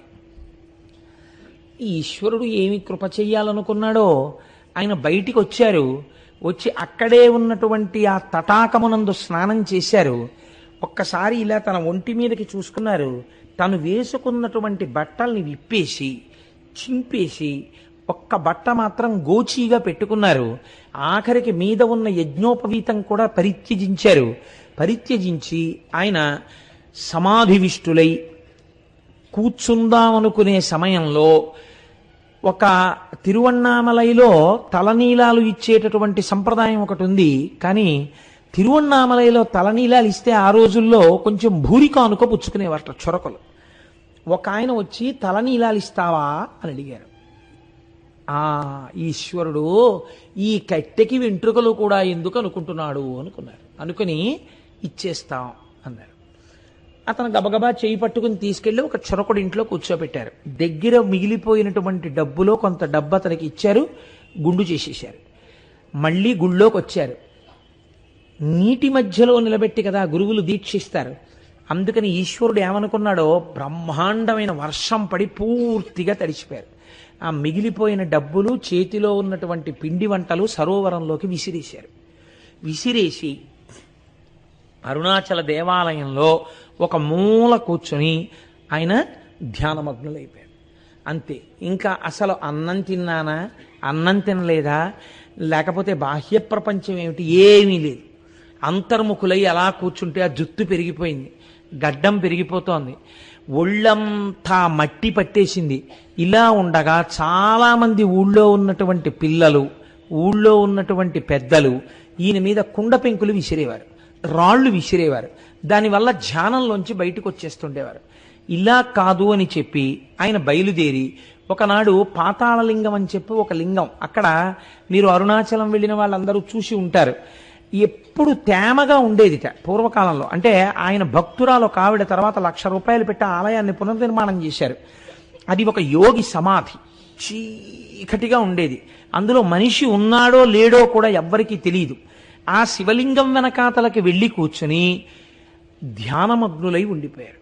ఉండిపోతే ఆయన అలా కూర్చుని ఉండగా ఈ తొడల కింద మెల్లిగా చమాయింపు ఉందేమో పురుగులు, జిర్రులు అవి చేరి కరిచేస్తుండేవి. కరుస్తుంటే నెత్తురు కారిపోతుండేది. నెత్తురు కారిపోతుంటే మనుష్యుల నెత్తురు తాగి కొరికేటటువంటి లక్షణం ఉన్న పెద్ద పెద్ద చీమల తొడల కింద చేరి ఆ నెత్తురు చప్పరిస్తూ ఆయన తొడలు కొరికేస్తుండేవి. అలాగే అట్టలు కట్టేసి తొడలన్నీ కొరుక్కుపోయి ఏమీ తెలియకుండా సమాధిమగ్నులై ఉండేవారు. పెట్టుకున్నటువంటి గోచి కూడా శుభ్రంగా శిథిలం అయిపోయింది. ఒక ఆవిడ ఎందుకో ఒకానొక రోజున తొంగి చూసింది లోపలికి, ఉలిక్కి పడింది. తేజస్సుతో ఒక పిల్లవాడు తపస్సులో ఉన్నాడు. ఆవిడికి భయం వేసి కదపడానికి వెళ్ళి ఆయన దగ్గర బట్టలు పెట్టి ఇవి కట్టుకుంటారన్న ఉద్దేశ్యంతో ఒక తువ్వాలు, ఒక పంచ అవి పెట్టి ఆవిడ వెళ్ళిపోయింది. తన శరీరం గురించే తనకి ఎరుక లేనటువంటి వ్యక్తికి ఆవిడ పట్టుకొచ్చి పెట్టినటువంటి బట్ట ఎలా తెలుస్తుంది? ఆయన అలాగే సమాధిమగ్నులై ఉన్నారు. శేషాద్రి స్వామి కనిపెట్టారు. కనిపెట్టి ఒక రోజున శేషాద్రి స్వామి కూడా బ్రహ్మజ్ఞాని, కంచికామకోటి కంచిలో ఉన్నటువంటి అమ్మవారి అనుగ్రహం పొందినవారు. ఆయన వెడుతున్న పిల్లలు వెనకాతలపడి రాళ్లు విసురుతుండేవారు. ఆయన ఒకనాడు పాతాళలింగం దగ్గరున్న పిల్లవాడి కోసమని వెడుతుంటే వెనకపడి పిల్లలు ఆయన రాళ్లతో కొడుతున్నారు. కొడుతుంటే శేషాద్రి స్వామి లోపలికెళ్ళి అక్కడ ఉన్న వాళ్ళని నలుగురిని పిలిచి, ఒక బ్రాహ్మణ స్వామి ఇందులో ఉన్నాడు, ఆ పిల్లవాడిని ఎత్తి పైకి తీసుకురండి, ప్రాణత్యాగం అయిపోతుందో ఏమిటో, తొడలన్నీ కొరికేసి ఆ పిల్లాడికి ఏం చెప్పారు. ఆయన ఒక బ్రహ్మజ్ఞాని కాబట్టి గుర్తుపట్టారు. అప్పుడు ఒక నలుగురు వచ్చి ఈయన్ని కదిపారు. కదిపితే ఈయన కదలలేదు. ఈయన ధ్యానమగ్నుడై అలాగే ఉండిపోయారు. ఉండిపోతే ఈయన్ని అలాగే ఎత్తి తీసుకొచ్చారు. తీసుకొచ్చేటప్పటికీ మీరు నిజంగా కొన్ని వ్యాఖ్యానాలు చూస్తుంటే ఒళ్ళు జలధరిస్తుందండి. ఆయన్ని ఎత్తి తీసుకొస్తున్నప్పుడు ఈ కిందంతా నెత్తుటి అట్టలు, పురుగులు తింటూ అలా తీసుకొచ్చి కూర్చోబెట్టారు. కూర్చోబెడితే ఆయన ఒకసారి బహిర్ముఖులై దేవాలయంలో శివలింగానికి అభిషేకం చేసినప్పుడు ముందు పసుపు నీళ్లతో చేసేస్తారు, విభూతితో చేసేస్తారు, పాలు చేసేస్తారు, పంచదార చేసేస్తారు. అన్నీ చేసేస్తే ఇవన్నీ కలిసి పక్కనున్న సోమసూత్రంలోంచి అభిషేక కుండంలో పడిపోతాయి. ఒక్కొక్కళ్ళ మన ప్రవృత్తి ఎలా ఉంటుందో చూడండి. ఈయన ఎప్పుడైనా బహిర్ముఖులైతే అర్చకులు అన్నీ కలిసిపోయినటువంటి ఆఖరికి పోసేసినటువంటి సెంటు లవండరు కూడా కలిసిపోయేది. ఆ పాలో గ్లాసులు అక్కడ పెట్టేవారు. రంగులతోటి అన్ని పైన నూనె, నెయ్యి, తెట్లుతో, నూనె ఉండదనుకోండి, నేతి తెట్టుతో ఉన్నటువంటి ఆ పాలని ఆయన తాగేసి అక్కడ పెట్టేసేవారు. ఇది రుచిని కానీ, ఇది నాకు ఇచ్చారేమిటని కానీ ఆయన అడిగేవారు కాదు. ఒకసారి ఒక ప్రధాన అర్చకుడు చూసి చాలా బాధపడి, ఏమయ్యా అంత చిన్న వయస్సులో అటువంటి తపశ్శక్తిని పొందాడు, ఆయనకి అదే ఇచ్చేది, ఉత్సవమూర్తులకు మీరు కేవలము క్షీరాభిషేకం చేసినప్పుడు పాలొక్కటి పడతారు కదా, అవి పట్టికెళ్ళి అక్కడ పెడుతూ ఉండండి, తాగితే అవి తాగుతారు, లేకపోతే లేదంటే అప్పటి నుంచి పాలు పెట్టేవారు. అలా మహానుభావుడు చాలా కాలం అక్కడ కూర్చుని తపస్సు చేస్తూ ఉంటే రాళ్లతో కొట్టారు, గోళ్లతో గోకారు. ఇంకా ఆశ్చర్యం ఏమిటో తెలుసా అండి, ఉమ్మి కూడా ఉమ్మారు ఆయన మీద. ఆయన తరువాతి కాలంలో ఇక్కడ కూర్చోవద్దు మీరు ఒక్కనాడు ఆయన ఎదురు తిరిగి ఏమిటి అఘాయిత్యం అని ఎవ్వరిని అనలేదు. వాహన మంటపంలోకి దూరి వెళ్ళి అక్కడ కూర్చుని తపస్సు చేస్తుంటే ఆలయ అధికారులు విమర్శించారు రమణ మహర్షిని. తెలుసా అండి? ఎవ్వరికీ కనపడకుండా మంచి పొడుగైన మనిషి భగవాన్ వాహనాల మధ్యలోంచి దూరి ఎవ్వరికీ కనపడకుండా ఓ గోడమూల కూర్చుని, రాత్రి లేదు పగల్లేదు, చీకటి, ఎవ్వరు వచ్చేవారు కాదు, అక్కడ కూర్చుని తపస్సు చేసేవారు. అక్కడున్నారని తెలుసుకుని అక్కడ కూడా ఆయన అలదడి చేశారు. చేస్తే అసలు చీకటి పడితే ఎవరు వెళ్ళేవారు కాదు. ఆలయం దక్షిణం వెనక అసలు ఇప్ప చెట్టు ఉండేది, అక్కడ కూర్చుని తపస్సు చేశారు కొన్నాళ్ళు. ఇలా ధ్యానమగ్నులై ఉండిపోతుంటే మహానుభావుణ్ణి ఉద్దండి నాయనార్ అని చెప్పి ఒక ఆయన ఉన్నారు. ఆయన మహాభక్తుడు, పక్క ఊళ్ళో ఉండేవారు. ఆ ఉద్దండి నాయనార్ ఒకసారి చూశారు. ఒక బ్రహ్మజ్ఞానికి సేవ చేసుకోవాలి అని ఆయన కోరిక.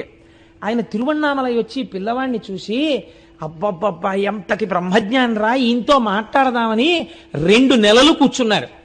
ఆయన ఎప్పుడూ కళ్ళు విప్పలేదు, మాట్లాడలేదు. ఎప్పుడో కొన్ని రోజులకోసారి కళ్ళు విప్పి అక్కడ పాలుంటే తాగి మళ్ళీ ఇలా కూర్చున్నారు. ఎప్పుడు వెనకాతల ఏదైనా పలకరిస్తూ వెళ్ళినా మౌనమే శరణ్యం, ఏమి మాట్లాడేవారు కాదు. మళ్ళీ వచ్చి కూర్చుని మళ్ళీ ధ్యానం చేసుకునేవారు. ఈ ఉద్దండి నాయనారికి బాధ ఆగక వెళ్ళి ఇంత అన్నం తెచ్చి పెట్టేవారు బహిర్ముఖులైనప్పుడు. ఈయన కొంచెం బహిర్ముఖులు అవగానే ఆయన పరిగెత్తుకెళ్ళి అన్నం పట్టుకొచ్చేవారు. మీకు చిత్రం తెలుసా అండి? ఆయన అన్నం తేవడానికి వెళ్లే లోపల రమణ మహర్షి అంతర్ముఖులైపోతూ మళ్ళీ ధ్యానంలో కూర్చుంటే ఒక రోజున ఉద్దండి నాయనార్ తిరిగి వచ్చేసరికి ఒక ధూర్తుడు ఆలయంలో ప్రదక్షిణం చేసి స్వామి దర్శనం చేసుకుని వెళ్ళిపోతూ రాయల్లే కూర్చున్నాడు తపస్సని వంక పెట్టని ఆయన వెనక చేరి ఆయన మెడవించి వీపు వరకు మూత్ర విసర్జన చేసి వెళ్ళాడు. దూరం నుంచి ఉద్దండి నాయనార్ చూశారు, భగవానులు వెనక్కి చూశారు. ఆయన మూత్ర విసర్జన చేస్తున్నాడు. ఆయన ఏమీ అనలేదు, అలాగే కూర్చున్నారు. ఇక్కడి నుంచి పోసినటువంటి మూత్రంతో వీపు అన్నీ తడిసిపోయాయి. ఏమిటి ఆయన చేసిన నేరం?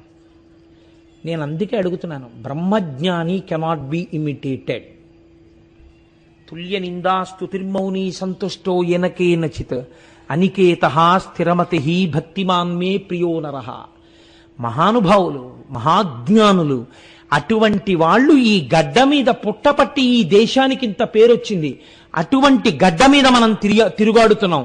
అటువంటి వారి ఫోటో ఒకటి ఇంట్లో లేకపోతే, అటువంటి వారి గురించి పుస్తకం ఇంట్లో లేకపోతే, అటువంటి వారి గురించి బిడ్డలకి చెప్పుకోవడం మీకు చేత కాకపోతే, ఒక్కసారి తిరువణ్ణామలై వెళ్ళకపోతే, ఏ సోఫాలో మహానుభావుడు పడుకున్నాడో అది మీరు చూపించకపోతే పిల్లలకి, మీరు తండ్రిగా విఫలమైపోయినట్టే జీవితంలో కదండి.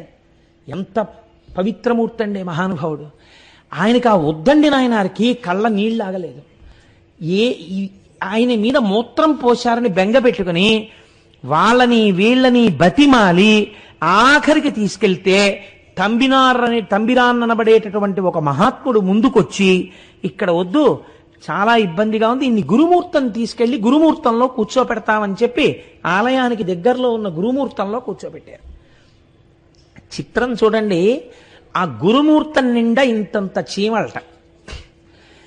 భగవానులు అక్కడ కూర్చునుంటే చెవులు ఇవి అన్నీ పట్టేసి శుభ్రంగా కొరుక్కు తినేస్తుంటే ఆయన ఎంత తపస్సు చేశారంటే ఆ గురుమూర్తంలో ఆయన అప్పుడప్పుడు ఇలా వీపు గోడకి ఆంచేవారట.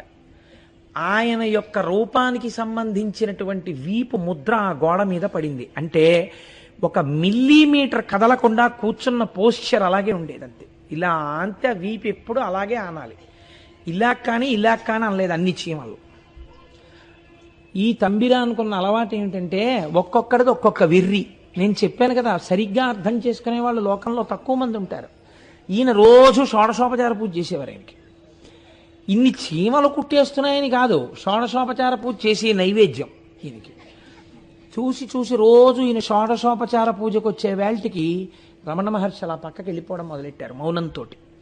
ఇలా చాలా కాలం గడిచిన తరువాత, అబ్బో ఎన్ని కష్టాలు పడ్డారో. కష్టమని నేను అనలేను, ఎందుకంటే జ్ఞానికి కష్టం ఉన్నదా అంటే జ్ఞాని శరీరమునకు కష్టం ఉన్నది, కానీ జ్ఞానికి లేదు. సాక్షి, శరీరానికి సాక్షి అంతే.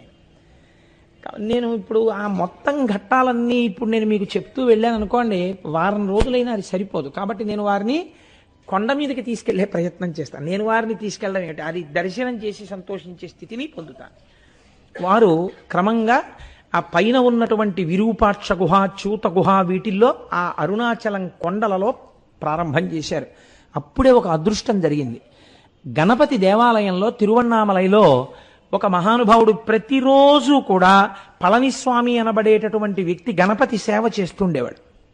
ఒక రోజు నా ఊళ్ళో ఉన్న ఓ పెద్ద ఆయన అన్నాడు, ఊరే గణపతి సేవ చేస్తే నీకేం వచ్చిందిరా, మహానుభావుడు రా, సద్గురువు, ఆయన సేవ చేసుకోరా, వెళ్ళి ఆయనకి ఏమైనా కావాలంటే కిందకెళ్ళి కాస్త అన్నం తెచ్చి పెట్టడం, ఇలాంటి పనులు చేసి పెట్టరా అంటే వెళ్ళి ఆ పళనిస్వామి సేవించాడండి. నిజంగా ఒక్కొక్కసారి హద్దు మీరినట్టు కనపడుతుంది రమణుల యొక్క జీవితాన్ని మీరు పరిశీలన చేసినప్పుడు. కానీ నిజంగా మరి అంత ఆశ్రయించి ఉన్నవాడి ఆనందం దుఃఖం వేరుగా ఉంటాయి. ఎంత సేవించాడో ఆ పళనిస్వామి. ఆ పైన ఉన్నటువంటి విరూపాక్ష గుహలో ఉండేవారు. ఆ విరూపాక్ష గుహలో ఉంటే ఆయన సంతోషంగా ఉన్నారని మీరు అనుకుంటున్నారా? సంతోషం ఇన్ ది సెన్స్ ఆయన ఇప్పుడు సంతోషమే, రాశీభూతమైన ఆనందమే. అక్కడ జటాస్వామి అని ఒక ఆయన ఉండేవాడు.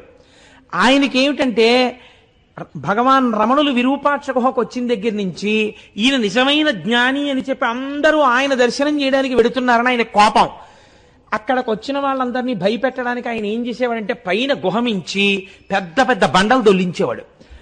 కొండ కదులుతోంది, బండలు పడుతున్నాయి, చచ్చిపోతామని భయపడి దిగి వెళ్ళిపోతుండేవారు అందరూ.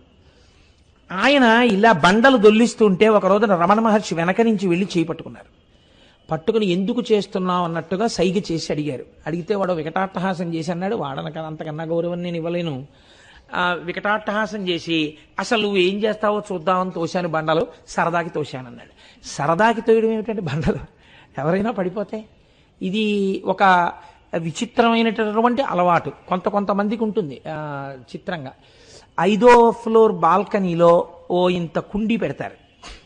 అది ఏ పిల్లాడో తెలియక తోశాడు అనుకోండి, అదే టైంకి కింద ఎవడన్నా ఉంటే నీ ముచ్చట కిందవాడి ప్రాణం మీదకి వస్తుంది. ఎక్కడేం పెట్టాలో తెలుసుకుని ఉండాలి. అందుకని మహానుభావుడు ఆ పైనుంచి బండలు తోసేస్తుండేవాడు. అయినా ఊరుకున్నారు.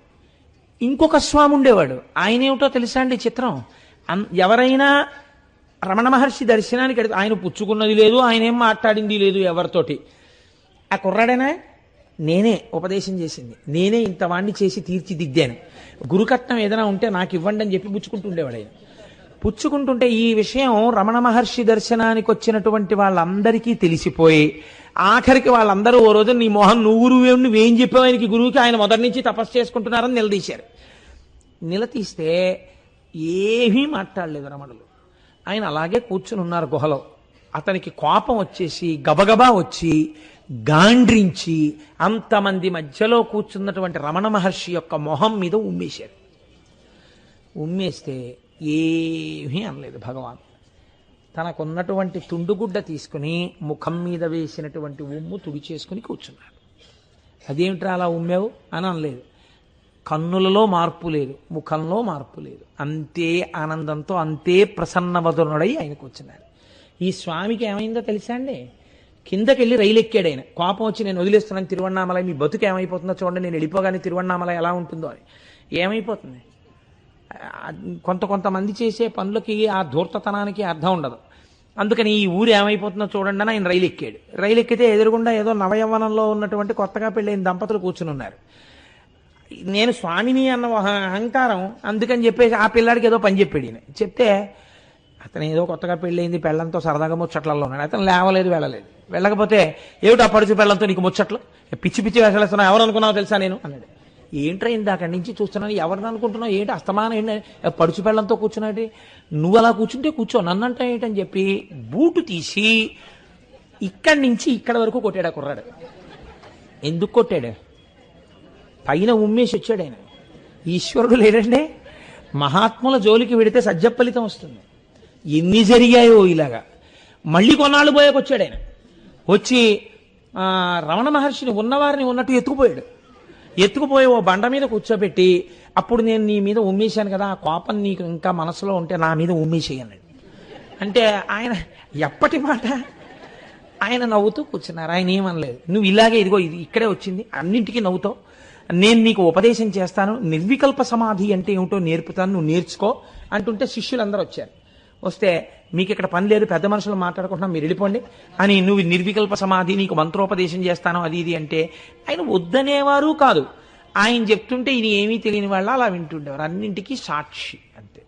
ఎవరికి వస్తుందండి అలాంటి జీవితం? అసలు ఇట్స్ ఎ పెక్యూలియర్ లైఫ్, ఏ జ్ఞాని కెనాట్ బి ఇమిటేటెడ్. అందుకని అలా చూస్తూ ఉండేవారు. ఆఖరికి ఆయనకి కోపం వచ్చి, నేను చెప్పింది వింటున్నావో తెలియదు, వింటలేదో తెలియదు, ఆయనతో గొడవ పడ్డాడు. మళ్ళీ గొడవ పడితే నలుగురు అందరూ శిష్యులందరూ వచ్చి, నువ్వు మామూలుగా వెళ్ళవి, ఈసారి నిన్ను చావగొట్టేస్తామని కర్రలు ఎత్తాడు. ఎత్తితే ఇంక నేను వెళ్ళిపోతున్నాను, ఈ ఊరి నుంచి నేను వెళ్ళిపోయాక ఏమవుతుందో చూడండి అని మళ్ళీ శాపాలెట్టి వెళ్ళిపోయాడు. ఇంకా వెళ్ళిపోవడం ఆయన మళ్ళీ రాలేదు. ఆయన ఏమైపోయాడో తెలియదు. తిరువన్నామలై అలాగే ఉంది. కాబట్టి మహానుభావుడు ఇలాగే ఆయన గుహలో కూర్చునుండగా వస్తుండేవారు, వెడుతుండేవారు. అయితే మీకు నేను ప్రధానమైనటువంటి ఘట్టములను మాత్రమే కదా విజ్ఞాపన చెయ్యగలను ఒక్కరోజు ఉపన్యాసంలో. ఒకసారి కావ్యకంఠ గణపతి ముని, నిన్నటి రోజున మీకు చెప్పాను, ఆయన రథం మీద చెయ్యేస్తే రథం కదిలిందని. వారికి రథం కదిలిన తర్వాత వారికి వెళ్ళి కూర్చుంటే నాకు అసలు బ్రహ్మమును గురించి చెప్పేవాడెవడు అని ఒక అనుమానం వచ్చింది. కొండ మీద ఉన్న బ్రాహ్మణ స్వామిని అడగాలి అనుకున్నారు. అప్పటికి ఆయన ఇల్లు బయలుదేరిన తర్వాత ముద్దు కృష్ణ భాగవతుల ఇంట్లో చెవులకున్నటువంటి జోళ్లు తాకట్టు పెట్టినప్పుడు మాట్లాడడమే. ఆ తర్వాత కొన్ని సంవత్సరముల పాటు ఇంకా ఆయన మాట్లాడలేదు. ఆయన స్వరపేటికి సంబంధించినటువంటి నాళములు కూడా ఇంచుమించు మూసుకుపోయి. ఈ స్థితిలో ఉండగా ఈయన గబగబా కొండెక్కారు. కొండెక్కితే పళనిస్వామి ఎవరిని పడితే వాళ్ళని లోపలికి రానిచ్చేవాడు కాదు. గుహకు తడికి ఉండేది, ఆ తడికి తాళం వేసి వెళ్ళేవాడు. ఆయన శరీర శోధనకు వెళ్ళవలసి వచ్చింది, ఏదో కాలకృత్యాలు తీర్చుకోవడానికి. ఆ రోజున ఎందుకో ఆయన తాళం వెయ్యకుండా దడి గేటు తీసి వెళ్ళిపోయాడు. వెళ్ళిపోతే వస్తూనే కావ్యకంఠ గణపతి ముని లోపలికి వెళ్ళారు. ఆయన అదృష్టవశాత్తు గుహలో తపస్సులో లేరు రమణులు. ఆయన బయట కూర్చుని ఓ బండ మీద కూర్చుని ఉన్నారు. ఈయన వెడుతూనే కుడి చేత్తో కుడిపాదాన్ని, ఎడం చేత్తో ఎడం పాదాన్ని గట్టిగా పట్టుకుని, అయ్యా నన్ను కావ్యకంఠ గణపతి అంటారు. నేను ఎన్నిటినో చదువుకున్నాను, పండితుడు అనిపించుకున్నాను, ఎన్నో మంత్రములను ఉపదేశం పొందాను, ఎంతో తపస్సు చేశాను, కానీ బ్రహ్మమును దర్శించుట ఎట్లు అన్నది నాకు తెలియలేదు. మీరు నాకు ఉపదేశం చేస్తారు అనే ఆశతో వచ్చాను, కరుణించి నాకు ఉపదేశం చేస్తారా అని అడిగారు. ఎప్పుడూ నోరు విప్పనటువంటి వెంకటరమణులు ఆనాడు నోరు విప్పడం కోసమని ప్రయత్నం చేశారు. కానీ నోట మాట రాలేదు. నోట మాట రాకపోతే కంఠం రుద్ధమై ఉన్నది. చాలాసేపు అన్న తర్వాత ఒక మాట అన్నారు, నీవు మంత్రమును చేస్తున్నప్పుడు శబ్దము ఎక్కడ పుట్టుచున్నదో ఆ మూలస్థానమును అన్వేషించు, అది నిజమైన తపస్సు. నీకు బ్రహ్మమును తెలుసుకోవాలన్న కోరిక పుట్టిన మనస్సు యొక్క మూలస్థానం ఎక్కడున్నదో దానిని అన్వేషించు, అది బ్రహ్మమున్న స్థానము, అదే బ్రహ్మము, అదే దానిని గుర్తెరుగుటకు సాధనము. ఈ మాట చెప్పి కాసేపు ఈ విరూపాక్ష గుహలో కూర్చుని తపస్సు చేస్తావా అని అడిగారు. అయ్య బాబోయ్, ఇంత అదృష్టమా అని ఆయన లోపల కూర్చుని 1 గంట సేపు వెంటనే రమణుల ఎదురుగుండా కూర్చుని ధ్యానం చేశారు. అందుకోలేకపోయానని ఆయనే చెప్పారు, ఆత్మస్థానం వరకు నేను వెళ్ళలేకపోయానని, కానీ అపారమైన శాంతిని పొందానని చెప్పారు. ఇంకా కానీ అసలు మనసులో ఆనందం ఏమిటి? ఇన్నాళ్ళకి రమణులు మొదట మాట్లాడింది నాతోటే, ఇది ఊళ్ళో చెప్పాలి. గబగబా కొండ కిందకి వెళ్ళిపోయి ఈ పళనిస్వామి వాళ్ళును ఇన్నాళ్ళకి వెంకటరమణన్ మాట్లాడారు, ఎవరు రథం తోశారో ఆయనతోనే మాట్లాడారు అనేటప్పటికీ తిరువన్నామలై అంతా కొండెక్కేసింది. ఎక్కేసేటప్పటికి అప్పుడు కావ్యకంఠ గణపతి ముని ఆయనకి పేరు పెట్టారు. ఇప్పటి వరకు మీరు ఈయనని వెంకటరమణన్నని పిలుస్తున్నారు. పూర్వాశ్రమనామం ఓసారి పలక మీద రాసి చూపించారు కనుక ఇక నుంచి వీరిని భగవాన్ అని ఎందుకనవలే? బ్రహ్మవిద్ బ్రహ్మైవ భవతి. ఎవరు బ్రహ్మమును తెలుసుకున్నాడో వాడు బ్రహ్మమగుచున్నాడు. కాబట్టి భగవాన్ రమణ మన అందరికీ కూడా ఆనందదాయకమైన స్థితిని ప్రసాదించగలిగిన వారు మహర్షి. భగవాన్ రమణ మహర్షి అని పిలవండి అని ఆయన పేరు పెట్టారు కావ్యకంఠ గణపతి ముని. ఆ పేరే ఈనాటికి లోకంలో భగవాన్ శ్రీ రమణ మహర్షి అని వాడుకలో ఉంది. అప్పుడే రమణ మహర్షి కూడా కావ్యకంఠ గణపతి మునిని నాయనా అని పిలిచారు.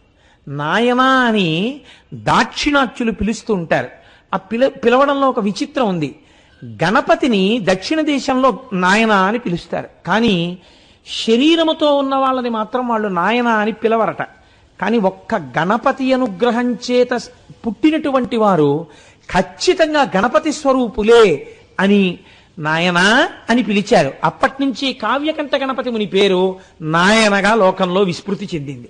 ఉపదేశ సారము మొదలైనటువంటివి తమిళ భాషలో రచించిన తర్వాత కావ్యకంఠ గణపతి ముని యొక్క సంస్కృత ప్రౌఢిమ తెలుసున్నవారు కనుక రమణులు వారికి పంపించేవారు. చూతగుహలో ఉంటే పంపించి, అయ్యా మీరు దీన్ని సంస్కృత భాషలో వ్రాయండి అంటే పండితులకు చూపించి, ఇంతటి శ్లోకం మనం ఎప్పుడైనా రాశామా అని ఉపదేశ సారాన్నంతటినీ సంస్కృతంలోకి తర్జుమా చేశారు కావ్యకంఠ గణపతి ముని. కనుక వాళ్ళిద్దరిది అదొక విచిత్రమైన జీవితం అండి. ఒక్కొక్కసారి మహాత్ముల జీవితాలు చాలా విచిత్రంగా ఉంటాయి. ఒక చిత్రం ఏమిటంటే, ఒకసారి స్కందాశ్రమంలో మొక్కలు పెడుతున్నారు, విత్తనాలు నాటుతూ. ఆ రమణ మహర్షితో ఒక విత్తనం వేయిద్దామని చెప్పి చాలా చక్కగా కుదురు కట్టి ఆయన చేతికి కొన్ని విత్తనాలు ఇచ్చి, మీరు కూడా వెయ్యండి అన్నారు. అంటే రమణులు అన్నారు, నేను నా చేత్తో ముట్టుకున్న విత్తనాలు మొలకెత్తవు అన్నారు. అదేమిటి అలా అంటారు, ఎందుకు మొలకెత్తవు, వెయ్యండి అని చెప్పి ఆ విత్తనాలు వేయించి నీళ్లు పెట్టారు. ఆయన వేసినవి అని బాగా గుర్తెట్టుకున్నారు. ఒక్క మొక్క అందులోంచి రాలేదు. నన్ను ఆశ్రయించిన వారికి ఇక పునర్జన్మ ఉండదు, మొలకెత్తడం ఉండదు. ఇక్కడితో జ్ఞానాగ్ని దగ్ధ కర్మాణం. అది విత్తనమే కావచ్చు, ఒకసారి నేను పట్టుకున్నా వాళ్ళు నన్ను పట్టుకున్నా దాని ఫలితం అంతే. కాబట్టి మొలకలెత్తవు అని చెప్పారు. ఎంత చిత్రమా చూసారా? ఒక్కొక్కసారి వారి స్వరూపం బహిర్గతం అవుతుండేది. ఇటువంటి భగవానులు ఆత్మ సర్వగతం కదండి, అంతటా ఉంటుంది ఆత్మ, దేని యందు లేదు. ఆయనని చిత్రం ఏమిటంటే కోతులు విశేషంగా ప్రేమించేవి. కొన్ని వేల కోతులు ఉండేవి అరుణాచలం కొండ మీద. ఇప్పుడు తగ్గిపోయాయి. ఆ అరుణాచలం కొండ మీద కొన్ని వేల కోతులుంటే ఒకనొకనాడు, ఇవాళ నేను మా ఇంట్లో మధ్యాహ్నం ఎప్పుడో నా భార్యని కూర్చోబెట్టి ఆ కోతుల కథలన్నీ మా ఆవిడికి చెప్పాను కూడా. ఉండి అనబడేటటువంటి ఒక కోతి అది ఏదో అల్లరి చేసింది. ఆ కోతుల గుంపు వెళ్ళిపోతూ మహారాజు కోతి ఏం చేసిందంటే దాన్ని శిక్షించడానికి దాని కాలు కొరికేసింది. కొరికేస్తే ఆ బాధతో ఆ కోతి ఏం చేసిందంటే స్పృహ తప్పి పడిపోయింది. మిగిలిన కోతులన్నీ వచ్చి వాసన చూసి చచ్చిపోయింది అనుకుని వదిలిపెట్టే చెడిపోయి, ఈ కాలు కుంటిదైపోయినటువంటి కోతి కాలు ఈడుచుకుంటూ అదో చిన్న కోతి అది రమణులు కూర్చున్నటువంటి విరూపాక్ష గుహలోకి వెళ్ళింది. ఆయనకి సర్వభూతముల యందు ఈశ్వరుడే కదా కనపడతాడు. ఆయన దాన్ని చేత్తో ముట్టుకుని చారదీసి తన తొడ మీద కూర్చోపెట్టుకుని కొద్దిగా అన్నం కలిపి దానికి నోట్లో ముద్దలు పెట్టి పాలు చల్లార్చి, తాను ఊది చల్లార్చిన పాలు దానికి పట్టేవారు. అది బయటికి వెళ్ళడం మానేసి ఇంక రమణ మహర్షి దగ్గరే కూర్చోవడం మొదలెట్టింది. కొన్నాళ్లు పోయిన తర్వాత దాని గుంపు మళ్ళీ వచ్చింది. ఈ కోతిని గుర్తుపట్టి దాంతో తీసుకుపోయి, ఆ కోతికి ఎంత స్వాతంత్రం ఉండేదో తెలుసా అండి? ఎవ్వరూ లోపలికి వెళ్ళేవారు కాదు. అది మాత్రం చెంగున దూక్కుంటూ దాన్ని ఎవడడ్డు పెట్టగలడు? లోపలికి వెళ్ళిపోయి రమణ మహర్షి తొడ మీద ఎక్కి కూర్చునేది. అది చిత్రం ఏమిటో తెలుసా అండి? భగవాన్ ఒక మాట చెప్తుండేవారు, ఈ అరుణగిరి మీదకి వచ్చినటువంటి వాళ్ళందరూ సిద్ధులు, వాళ్ళు జన్మరాహిత్యం కోసమని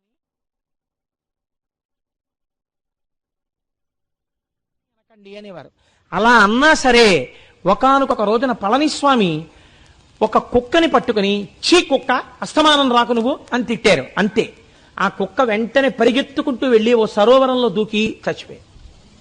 అంత చిత్రంగా ఉండేవి. రమణ మహర్షి మీద ఉన్నటువంటి బుక్స్, కామెంటరీస్ చదువుతుంటే మీరు తెల్లబోతారు నిజంగా. ఆయన బ్రహ్మజ్ఞాని, ఆయన తత్వం చూసి. ఆ కోతికి, ఈయన తొడ మీద కూర్చునే అలవాటు ఉన్నటువంటి కోతికి కాలు కొద్దిగా కుంటిదైపోతే బాగు చేయబడినటువంటి కోతి కాబట్టి దాన్ని ఒండి కోతి అని పిలిచేవారట. ఆ ఒండి కోతి మాత్రం వచ్చేసి రమణ మహర్షి ఒళ్ళో కూర్చునేది. దానికి శుచి శుభ్రత చాలా ఎక్కువట. అది కంచంతో అన్నం పెడితే ఆ అన్నం అది ఇలా కూర్చుని ఎక్కడ పడితే అక్కడ ఇలా తినేసి మెతుకులు పోసేది కాదు. అది చక్కగా కంచం పట్టుకుని ఓ చోటకెళ్ళి కూర్చుని ఏ చెంబులోనో గ్లాసులోనో గిన్నెలోకో వెళ్ళి చేతులు పెట్టి ఆ చేతులు కడిగేసుకుని ఓసారి కాళ్ళు కడిగేసుకుని చక్కగా కూర్చుని కంచం పట్టుకుని ఒక్క మెతుకు కింద పడకుండా ఒక్కొక్క ముద్ద తీసుకుని తిని ఆఖరణ కంచం అక్కడ పెట్టి చేతులు కాళ్ళు కడుక్కుని పారిపోతుండేది. అది ఒక రోజున వచ్చి రమణ మహర్షి తొడ మీద కూర్చుంటే ఆయన అన్నం ఉన్నటువంటి కంచం ఇచ్చారు. ఇది ఆ కంచం పట్టుకుని వెళ్ళిపోయి రోజు తిన్నట్టు తినడం మానేసి ఓ ముద్ద తినడం, ఇలా అంటూ ఉండడం, అన్నం కింద పడిపోతుండడం. ఈయన అన్నారు, చూసి ఏమే నీకు ఇంత శుచి శుభ్రత ఉండేది, వాళ్ళ అన్నం అలా జల్లుతున్నావు అన్నారు. అది ఆ కంచం అక్కడ పెట్టేసి పరిగెత్తుకొచ్చి తొడక్కి కూర్చుని ఆయన కుడికంటి మీద కొట్టింది. కొట్ట గోళ్ళు ఇలా చీరుకున్నాయి. ఇక నుంచి నిన్ను నా తొడ ఎక్కనివ్వను పోతలకన్నారు. అప్పటి నుంచి అది దగ్గరికి వస్తే తొడెక్కద్దు, నా తొడెక్కద్దు అనేవారు. ఆ కోతి ఏం చేసిందో తెలుసా అండి, ఏడుస్తూ ఆయన కాళ్ళ మీద తలపెట్టి, ఆయన పాదాల మీద తలపెట్టి 2 చేతులతో లెంపలేసుకుని ఇంకెప్పుడు అలా అన్నో తొడెక్కించుకోమని ఏడిచేది. ఆయన బాధపడలేక ఆఖరికి తొడెక్కించుకునేవారు. ఓ రోజున దానికి పాలు పడదామని, పాలు చల్లారుద్దామని ఊతున్నారు. ఆయనే తాగేస్తున్నారు అనుకుని అది ఏం చేసిందంటే భుజం మీద మళ్ళీ కొట్టింది. కానీ ఎవరిని అంతటి మహాత్ముణ్ణి అయినా కూడా ఆయన పాపం ఆకలితో ఉందని దానికి పాలు పట్టేవారు. దానికి ఏంటంటే ఆయన చుట్టూ ఉడకలు తిరుగుతుండేవి, తొండలు తిరుగుతుండేవి. విచిత్రం ఏమిటంటే ఇటువంటి రమణ మహర్షి దగ్గర కుక్క ఆయన ఏ మాట చెప్తే ఆ మాట పాటిస్తూ జీవితాన్ని గడుపుతుండేది.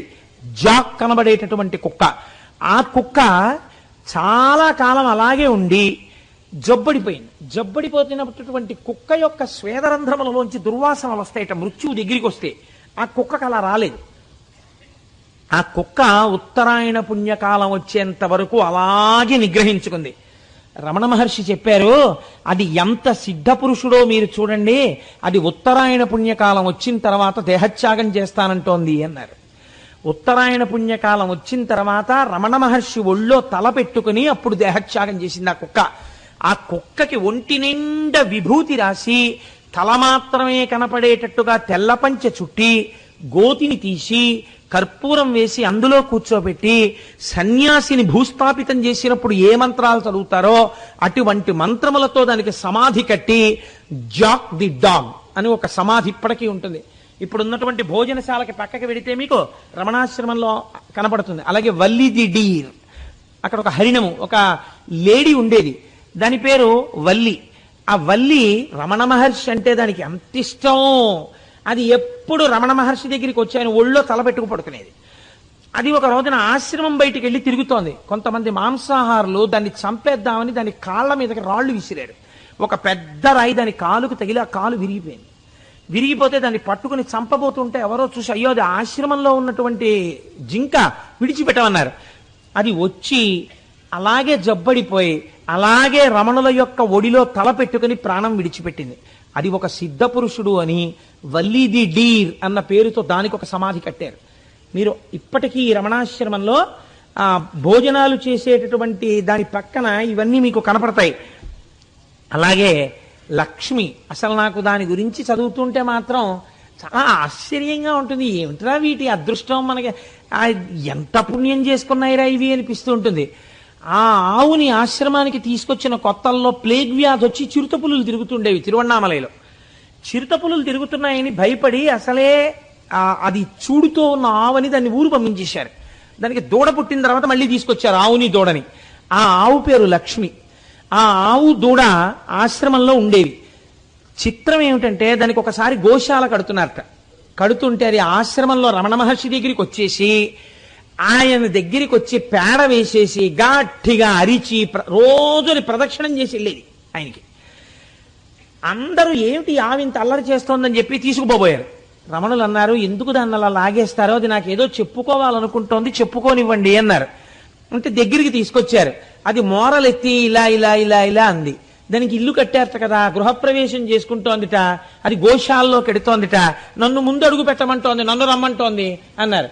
అది రమణులు పైన వేసుకున్నటువంటి ఉత్తరీయాన్ని నోటితో లాగి ఆయన ముందు నడిచి వెడితే అప్పుడు తను సంతోషంగా గోశాల ప్రవేశం చేసింది ఆ లక్ష్మి.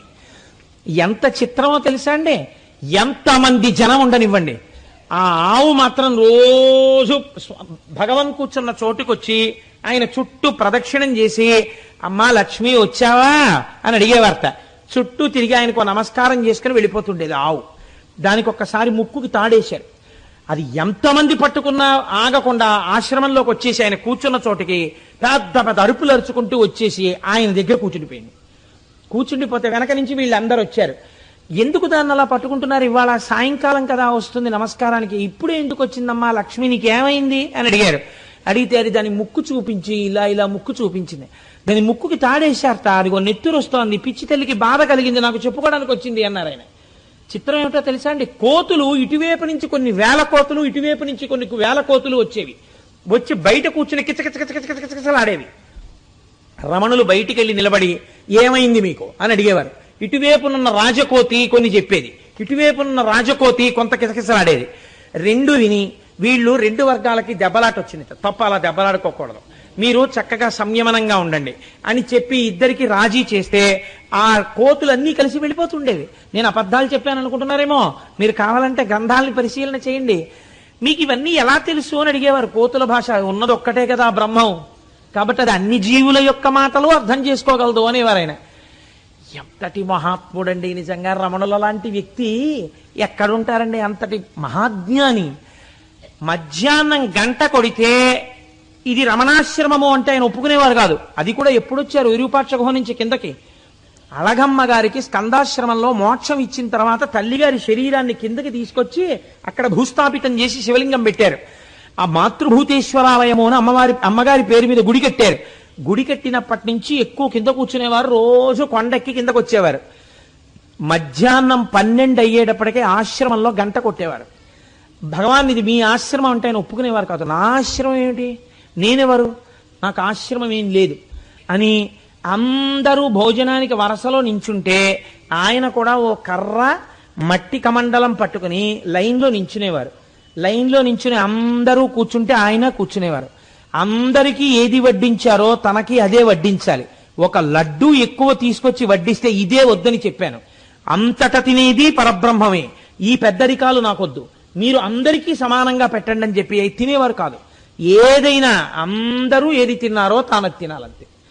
నా అన్న మాట ఆయన వాడేవారు కాదు.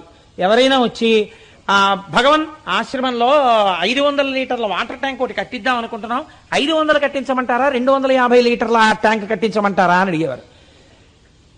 మీరు 250 లీటర్ల ట్యాంకు కట్టించక్కర్లేదు, 500 లీటర్ల ట్యాంకు కట్టించక్కర్లేదు, మీరెవరో మీరు తెలుసుకోండి, అది జన్మకి సార్థకత అనేవారు. ఆయన ఎప్పుడు ఎవరిని ఏది అడిగేవారు కాదు. ఆయన దగ్గరికి తీసుకొచ్చి డబ్బుల కట్ట పెట్టాడు ఒకసారి ఒక ఆయన. ఓ యాపిల్ పండు ఇక్కడ పెట్టారు. పెడితే ఆయన యాపిల్ పండు తీసుకుని పక్కన పెట్టుకుని అవి ఎందుకు మీరు తీసుకోండి అన్నారు. అవి డబ్బులు భగవాన్ మీకు ఎందుకైనా పనికొస్తాయి, ఉంచుకోండి అన్నారు. ఎందుకు, నేను తినడానికి కాగితాలు పనికిరావు కదా, ఇదైతే పోనీ ఎప్పుడైనా తింటాను, మాకెందుకు తీసేసుకోండి అని. మంచి పెన్ ఇస్తే ఆయన తీసుకునేవారు కాదు. మంచి పెన్ ఇచ్చాను భగవాన్ ఏం చేశారని మీరు రేపు అడుగుతారు, మాకెందుకు మీరు ఉంచుకోండి అని ఇచ్చేసేవారు. ఎప్పుడూ ఒక మట్టి పిడత ఓ కర్ర అంతే. నా అన్న వస్తువు ఆయనకి లేదు. ఆయన ఎన్నడూ ఎవరినీ నాకు ఇది ఇవ్వండి అని అడగలేదు జీవితంలో. ఆయన గురించి విశ్వనాథ సత్యనారాయణ గారు సూర్య నాగమ్మ గారి లేఖలకు ముందు మాట రాస్తూ ఒక విచిత్రమైన మాట వాడారు. అందరికీ కనీసం దుప్పటి అన్నా ఉంటుంది, రమణులకు ఏమిటో తెలుసా అండి, ఓ తువ్వాలు కంఠానికి చుట్టుకు పడుకునేవారు. కంఠానికి చుట్టుకుంటే వెచ్చగా ఉంటుందని అందరూ ఒంటికి దుప్పటి కప్పుకుంటారు, రమణ మహర్షికి కంఠానికి గుడ్డ చుట్టుకోవడం ఏమిటో అని విశ్వనాథ సత్యనారాయణ గారు ముందు మాట రాశారు. కాబట్టి అంతటి బ్రహ్మజ్ఞాని. నాకు ఇది లేదన్న మాట ఆయన ఎప్పుడూ అనలేదు. నేను సమస్తము నిండిపోయి ఉంటే నాకు లోటు ఏమిటి, నాకు కొరత ఏమిటి అనేవారు ఆయన. అటువంటి మహాపురుషుడైనటువంటి వ్యక్తి తన దగ్గరకు వచ్చినటువంటి వారికి అద్భుతమైనటువంటి ఉపదేశాలంటే ఆయన అందరితో మాట్లాడేవారు కాదు, ఎప్పుడూ మాట్లాడేవారు కాదు, ఎప్పుడూ మౌనమే ఆయన జీవితం. నీలో ఉన్నటువంటి అహంస్ఫురణ ఎక్కడ నుంచి వస్తోందో తెలుసుకో, ఇదే ఆయన జీవితం యొక్క సందేశం. ఏదైనా నేనంటుంటావు, అసలు ఆ నేనన్నది ఎక్కడ పుడుతోంది, అది నువ్వు నిజమైన నేను, మిగిలిన నేను నిజమైన నేను కాదు, అబద్ధం నేను, అది తెలుసుకో, అందుకొచ్చింది జన్మ అనేవారు. ఇంత పరమ పవిత్రమైనటువంటి జీవితాన్ని గడిపినటువంటి రమణులకి ఎంతటి మహాత్ముడైన శరీరాన్ని విడిచిపెట్టాలి కదా ఒక స్థితిలో. వారికి మోచేతి మీద సర్కోమా అనేటటువంటి వ్యాధి పుట్టింది. అంటే రాచపుండు, క్యాన్సర్. ఆ పుండులోంచి నెత్తురు కారిపోతుండేది. దానికి ఒకసారి ఆపరేషన్ చేసి పైచ్యపెండలో దాన్ని సూర్యుడికి ఎదురుగుండా పెట్టి ఆ పుండిని కట్టు విప్పి డ్రెస్సింగ్ చేసేవారు. డ్రెస్సింగ్ చేస్తుంటే రక్తం ఇలా కారిపోతుండేది. కారిపోతుంటే అందరూ చూసి భయపడుతుంటే ఆయన అనేవారు, ఏమయ్యోయ్ ఎందుకలా బెంగ పెట్టుకుంటారు, చూశారా ఇది సూర్య చింతామణి, సూర్యకిరణాలు పడితే ఎర్రటి బంగారం పెడుతోంది, ఎర్ర బంగారం ఎలా కారుతోందో చూడండి శరీరంలోంచి అనేవారు తప్ప, అయ్యా మీకు వ్యాధి వచ్చిందిట, పుండు పుట్టిందిట కదా అన్నాడు ఒక ఆయన. నాకు పుండు పుట్టిందా? నాకు పుండు పుట్టదు, పుండుకి పుండు పుట్టింది, ఈ పుండున్నదే బాధించడానికి, ఈ పుండుకో పుండు పుట్టింది, ఈ శరీరానికి పుండు పుట్టింది కానీ నాకు పుండు పుట్టడం ఏమిటి అనేవారు. 3 మార్లో 4 మార్లో ఆపరేట్ చేస్తేనండి మీకు ఒక ఆశ్చర్యకరమైన సంఘటన చెప్తాను. బ్రహ్మజ్ఞాని అంటే ఒకానొక సమయంలో ఆయన ఎప్పుడు కుంపటి ఒక్కటే పెట్టుకునేవారు, అది కూడా శిష్యులు కుంపటి పెట్టేవారు. నాకు ఇందాక గోపాలకృష్ణ గారు ఉపన్యాసం చెప్తూ మాకెప్పుడు పుణ్యం ఇస్తారో గురువుగారు అంటే రమణుల గురికి సంబంధించిన ఒక విషయం జ్ఞాపకానికి వచ్చింది. రమణ మహర్షికి పెద్ద వయసులో కొంచెం మోకాళ్ళ నొప్పులు వచ్చాయి. అందుకని ఆయన ఒకసారి కాళ్ళు చాపకు కూర్చుంటే ఓ జడ్జి గారు వచ్చి కాళ్ళు పట్టేస్తున్నాడు. పట్టేస్తుంటే ఎందుకు పడుతున్నారు ఆ కాళ్ళని అన్నారు. ఆయన ఎప్పుడు నా కాళ్ళు అనేవారు, ఆ కాళ్ళు ఈ శరీరం అనేవారు. ఆ కాళ్ళని ఎందుకు పడుతున్నారు అని అడిగారు. అడిగితే భగవన్ మీ కాళ్ళు పడితే పుణ్యం కదా అన్నారు. అని ఏదో కాసేపు పట్టి ఆయన కూర్చున్నారు. ఒక్కసారి ఆగండి అని ఆయన కూడా ఇలా పట్టుకుంటున్నారు. పట్టుకుంటుంటే అదేమిటండి మీ కాళ్ళు మీరే పట్టుకుంటారు, మేము పడతాం కదా అన్నారు. ఈ కాళ్ళు పడితే పుణ్యం అన్నారు కదా, అదేదో నేను పుచ్చుకుందామని అన్నారు. కాబట్టి ఆయన ఇప్పుడు కనీసం అటువంటి సేవ కూడా ఆయన పుచ్చుకునేవారు కాదు. అటువంటి రమణ మహర్షి గురించి చెప్తూ శుభ్రంగా భార్యకి భర్తకి కూడా కేంద్ర ప్రభుత్వంలో రాష్ట్ర ప్రభుత్వంలో ఈశ్వరుడు 2 ఉద్యోగాలు ఇచ్చి నన్ను చతుర్భుజుణ్ణి చేసి 4 చేతుల సంపాదింప చేస్తుంటే ఉన్న 2 పిల్లలకి మంచి చదువు ఈశ్వరుడు ఇస్తే 500 రూపాయల పూజకు కట్టడానికి నాకు తెగులా, ఎందుకు కట్టలేను? ఏదో వంక పెట్టి ఎగదోస్తే ఈశ్వరుడు లేడు చూడడానికి. 500 కట్టగలిగిన సమర్థత ఉన్నప్పుడు కట్టడం నా బాధ్యత కనుక కట్టాను తప్ప దానివల్ల నేను మహాత్ముడిన పిచ్చి ఆయన గోపాలకృష్ణ గారు. నాలో ఏది కనపడినా నేను గొప్పవాడిని అనుకుంటుంటారు, ఆయన హృదయం అటువంటిది కనుక. తప్ప 500 కడితే నేను మహాత్ముడిని ఎందుకు అవుతానండి? వారు మహాత్ములు, అటువంటి రమణుల వంటి వారు కనుక. చూడండి ఆయనకి సర్కోమా పుడితే దీనికి పుండు కొయ్యాలనుకుంటున్నారా? దీని పుండు కోసుకోవాలనుకుంటే దీనికి ఎనస్థీషియా అక్కర్లేదు, మీరు ఆ పుండుని కోసుకోవచ్చు, నాకేం అభ్యంతరం లేదని ఎవరు ఆయన ఎనస్థీషియా ఇవ్వకుండా ఆపరేట్ చేసుకోమన్నారు. విచిత్రం ఏంటంటే ఆయన వచ్చిన తర్వాత ఇంకా తిరువణ్ణామలై విడిచిపెట్ల ఆపరేషన్ థియేటర్ కంప్లీట్ గా చెన్నై నుంచి తిరువణ్ణామలై తీసుకొచ్చి తిరువణ్ణామలైలో ఫిక్స్ చేశారు. ఫిక్స్ చేసి ఆయనకు ఆపరేషన్ చేశారు. చేసిన తర్వాత ఒక విచిత్రం జరిగింది.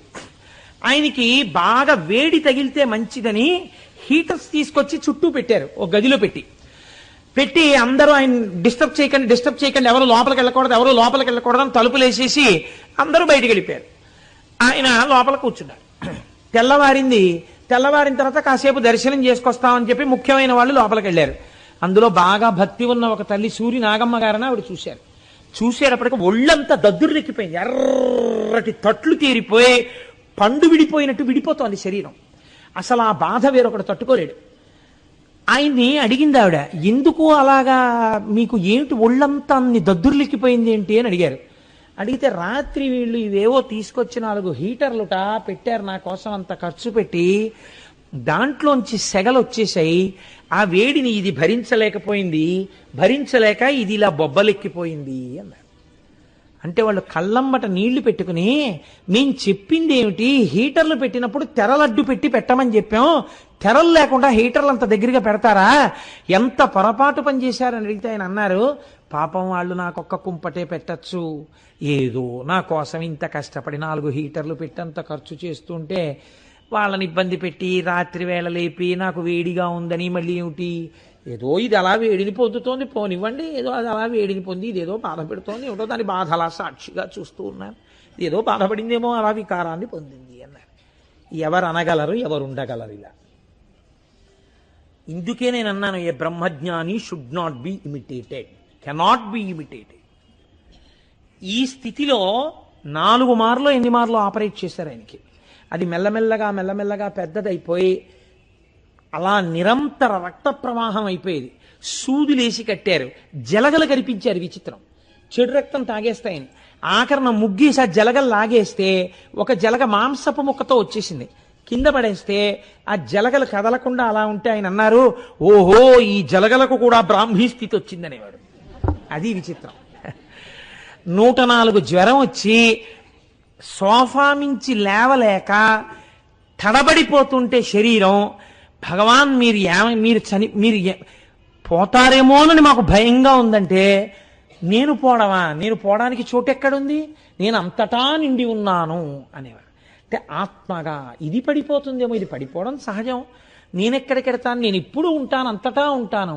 కాబట్టి ఇప్పుడు కూడా రమణులు ఇక్కడ కూడా ఉండి వింటూనే ఉన్నారు, మనందరం చెప్పుకుంటున్నది కదండి. ఈ స్థితిలో మహానుభావుణ్ణి లేచి పట్టుకోబోయారు కొంతమంది. అప్పుడు కూడా చూడండి ఆయన ఉపదేశం ఎంత చిత్రంగా ఉంటుందో. మీరు నన్ను పట్టుకోబోయే ప్రయత్నంలో నన్ను పడేస్తారు. ఇది నటరాజస్వామి తాండవం చేస్తోంది. 104 జ్వరంతో ఒళ్ళు తూలిపోతుంటే, అబ్బో దీనికి నటరాజ తాండవం అబ్బినదే అన్నారు ఆయన తప్ప 104 జ్వరంతో ఇది వేగిపోతోంది అనలేదు ఆయన. ఇంకా ఆశ్చర్యకరమైన సంఘటన మీకు చెప్పనండి. కన్నీళ్లతో రాసుకున్నారు సూర్యనాగమ్మ గారు. సూర్యనాగమ్మ గారి జీవితం ఒక విచిత్రమైన జీవితం. నాకైతే అనిపిస్తుంది సూర్యనాగమ్మ గారు లేకపోతే రమణ మహర్షి అప్పుడప్పుడు మాట్లాడిన మాటలు మనకి తెలిసి ఉండేవి కావు. ఆవిడ ఆశ్రమంలో ఏ రోజు జరిగిన విషయం ఆ రోజు అన్నగారికి ఉత్తరం రాసి పోస్ట్ చేస్తే అవే సూర్యనాగమ్మ గారి లేఖలోని కొన్ని వాల్యూమ్స్గా పబ్లిష్ అయ్యాయి. దానివల్లే మనకి ఎన్నో విషయాలు తెలుస్తుంటాయి భగవాన్ ఎప్పుడేం మాట్లాడారు. చిత్రం ఏమిటంటే, సూర్యనాగమ్మ గారు 9వ ఏట తండ్రి చచ్చిపోయారు, 10వ ఏట తల్లి చచ్చిపోయారు, 11వ ఏట పెళ్లి చేశారు, 12వ ఏట భర్త చచ్చిపోయారు. చచ్చిపోతే ఆ రోజుల్లో ఉన్న కట్టుదిట్టమైన ఏర్పాటుకి ఆవిడికి ఒక సాప వేసి మంచం మీద పడుకోకూడదని సూర్యకిరణములు తగలనటువంటి ఒక గదిలో పెట్టారు, ఒక చీకటి గదిలో. ఆవిడ చాప మీద పడుకుని ఉండేవారు. ఆ రోజుల్లో ఎవరైనా పరామర్శకు వస్తే మామూలుగా మాట్లాడకూడదు, ఏడవాలి. కాబట్టి ఎన్ని నెలలైనా వస్తూనే ఉండేవారు. వచ్చినప్పుడల్లా ఈవిడ పని ఏమిటంటే ఏడవడమే. ఉప్పు కారం లేకుండా 12-13వ ఏటనే వితంతు అయింది కాబట్టి ఆజన్మ బ్రహ్మచర్యాన్ని పాటించాలి. కాబట్టి ఆవిడికి సరి అయినటువంటి ఆహారం పెట్టేవారు కాదు. పెట్టకపోతే ఏడ్చి ఏడ్చి ఏడ్చి ఏడ్చి కళ్ళు అట్టలు కట్టి ఆ చాప మీద పడుకుని పడుకుని పడుకుని ఆఖరికి ఆవిడ బల్లెంత అయిపోయారట. ఆవిడ ఒక రోజున అనుకున్నారట, ఏడవడానికి తప్ప ఈ జీవితం ఇంకా ఎందుకు, ఇక ఈ జీవితానికి బ్రహ్మచర్యము తప్ప వేరొకటి లేదు, ఈ జీవితానికి బిడ్డలు లేరు, ఈ జీవితానికి ఉద్ధరించేవాళ్ళు లేరు, ఇది ఏం చేస్తుంది, ఒక గదిలో ఇలా ఉండి ఉండి ఉండి ఉండి ఒక రోజున పడిపోతుంది, ఆ రోజున తీసేస్తారు దీన్ని ఆవిడ అనుకున్నారట. ఎందరో సిద్ధపురుషులు పుట్టారంటారే, ఎందరో మహాత్ములు పుట్టారంటారే, నా జీవితంలో పోని భర్త లేకపోవడం బిడ్డలు లేకపోవడమే నాకు వరప్రసాదమై ఒక మహాత్ముడైన గురువుని సేవించి నేను తరించిపోవడానికి వీలుగా నన్ను అనుగ్రహించగలిగిన గురువే లేడా ఈ దేశంలో అనుకుని పడుకున్నారట. ఆవిడ అందరూ ఏమిటి ఆవింత అల్లరి చేస్తోందని చెప్పి తీసుకుపోబోయారు. రమణులు అన్నారు, ఎందుకు దాన్ని అలా లాగేస్తారో, అది నాకేదో చెప్పుకోవాలనుకుంటోంది, చెప్పుకోనివ్వండి అన్నారు. అంటే దగ్గరికి తీసుకొచ్చారు. అది మోరలెత్తి ఇలా ఇలా ఇలా ఇలా అంది. దానికి ఇల్లు కట్టారట కదా, గృహప్రవేశం చేసుకుంటోందిట, అది గోశాలలో కెడుతోందిట, నన్ను ముందు అడుగు పెట్టమంటోంది, నన్ను రమ్మంటోంది అన్నారు. అది రమణులు పైన వేసుకున్నటువంటి ఉత్తరీయాన్ని నోటితో లాగి ఆయన ముందు నడిచి వెడితే అప్పుడు తను సంతోషంగా గోశాల ప్రవేశం చేసింది ఆ లక్ష్మి. ఎంత చిత్రమో తెలుసా అండి, ఎంతమంది జనం ఉండనివ్వండి, ఆ ఆవు మాత్రం రోజు భగవన్ కూర్చున్న చోటుకొచ్చి ఆయన చుట్టూ ప్రదక్షిణం చేసి, అమ్మా లక్ష్మి వచ్చావా అని అడిగేవారట. చుట్టూ తిరిగి ఆయనకు నమస్కారం చేసుకుని వెళ్ళిపోతుండేది ఆవు. ఒకసారి స్కందాశ్రమంలో మొక్కలు పెడుతున్నారు, విత్తనాలు నాటుతూ ఆ రమణ మహర్షితో ఒక విత్తనం వేయిద్దామని చెప్పి చాలా చక్కగా కుదురు కట్టి ఆయన చేతికి కొన్ని విత్తనాలు ఇచ్చి మీరు కూడా వెయ్యండి అన్నారు. అంటే రమణులు అన్నారు, నేను నా చేత్తో ముట్టుకున్న విత్తనాలు మొలకెత్తవు అన్నారు. అదేమిటి అలా అంటారు, ఎందుకు మొలకెత్తవు, వెయ్యండి అని చెప్పి ఆ విత్తనాలు వేయించి నీళ్లు పెట్టారు. ఆయన వేసినవి అని బాగా గుర్తెట్టుకున్నారు. ఒక్క మొక్క అందులోంచి రాలేదు.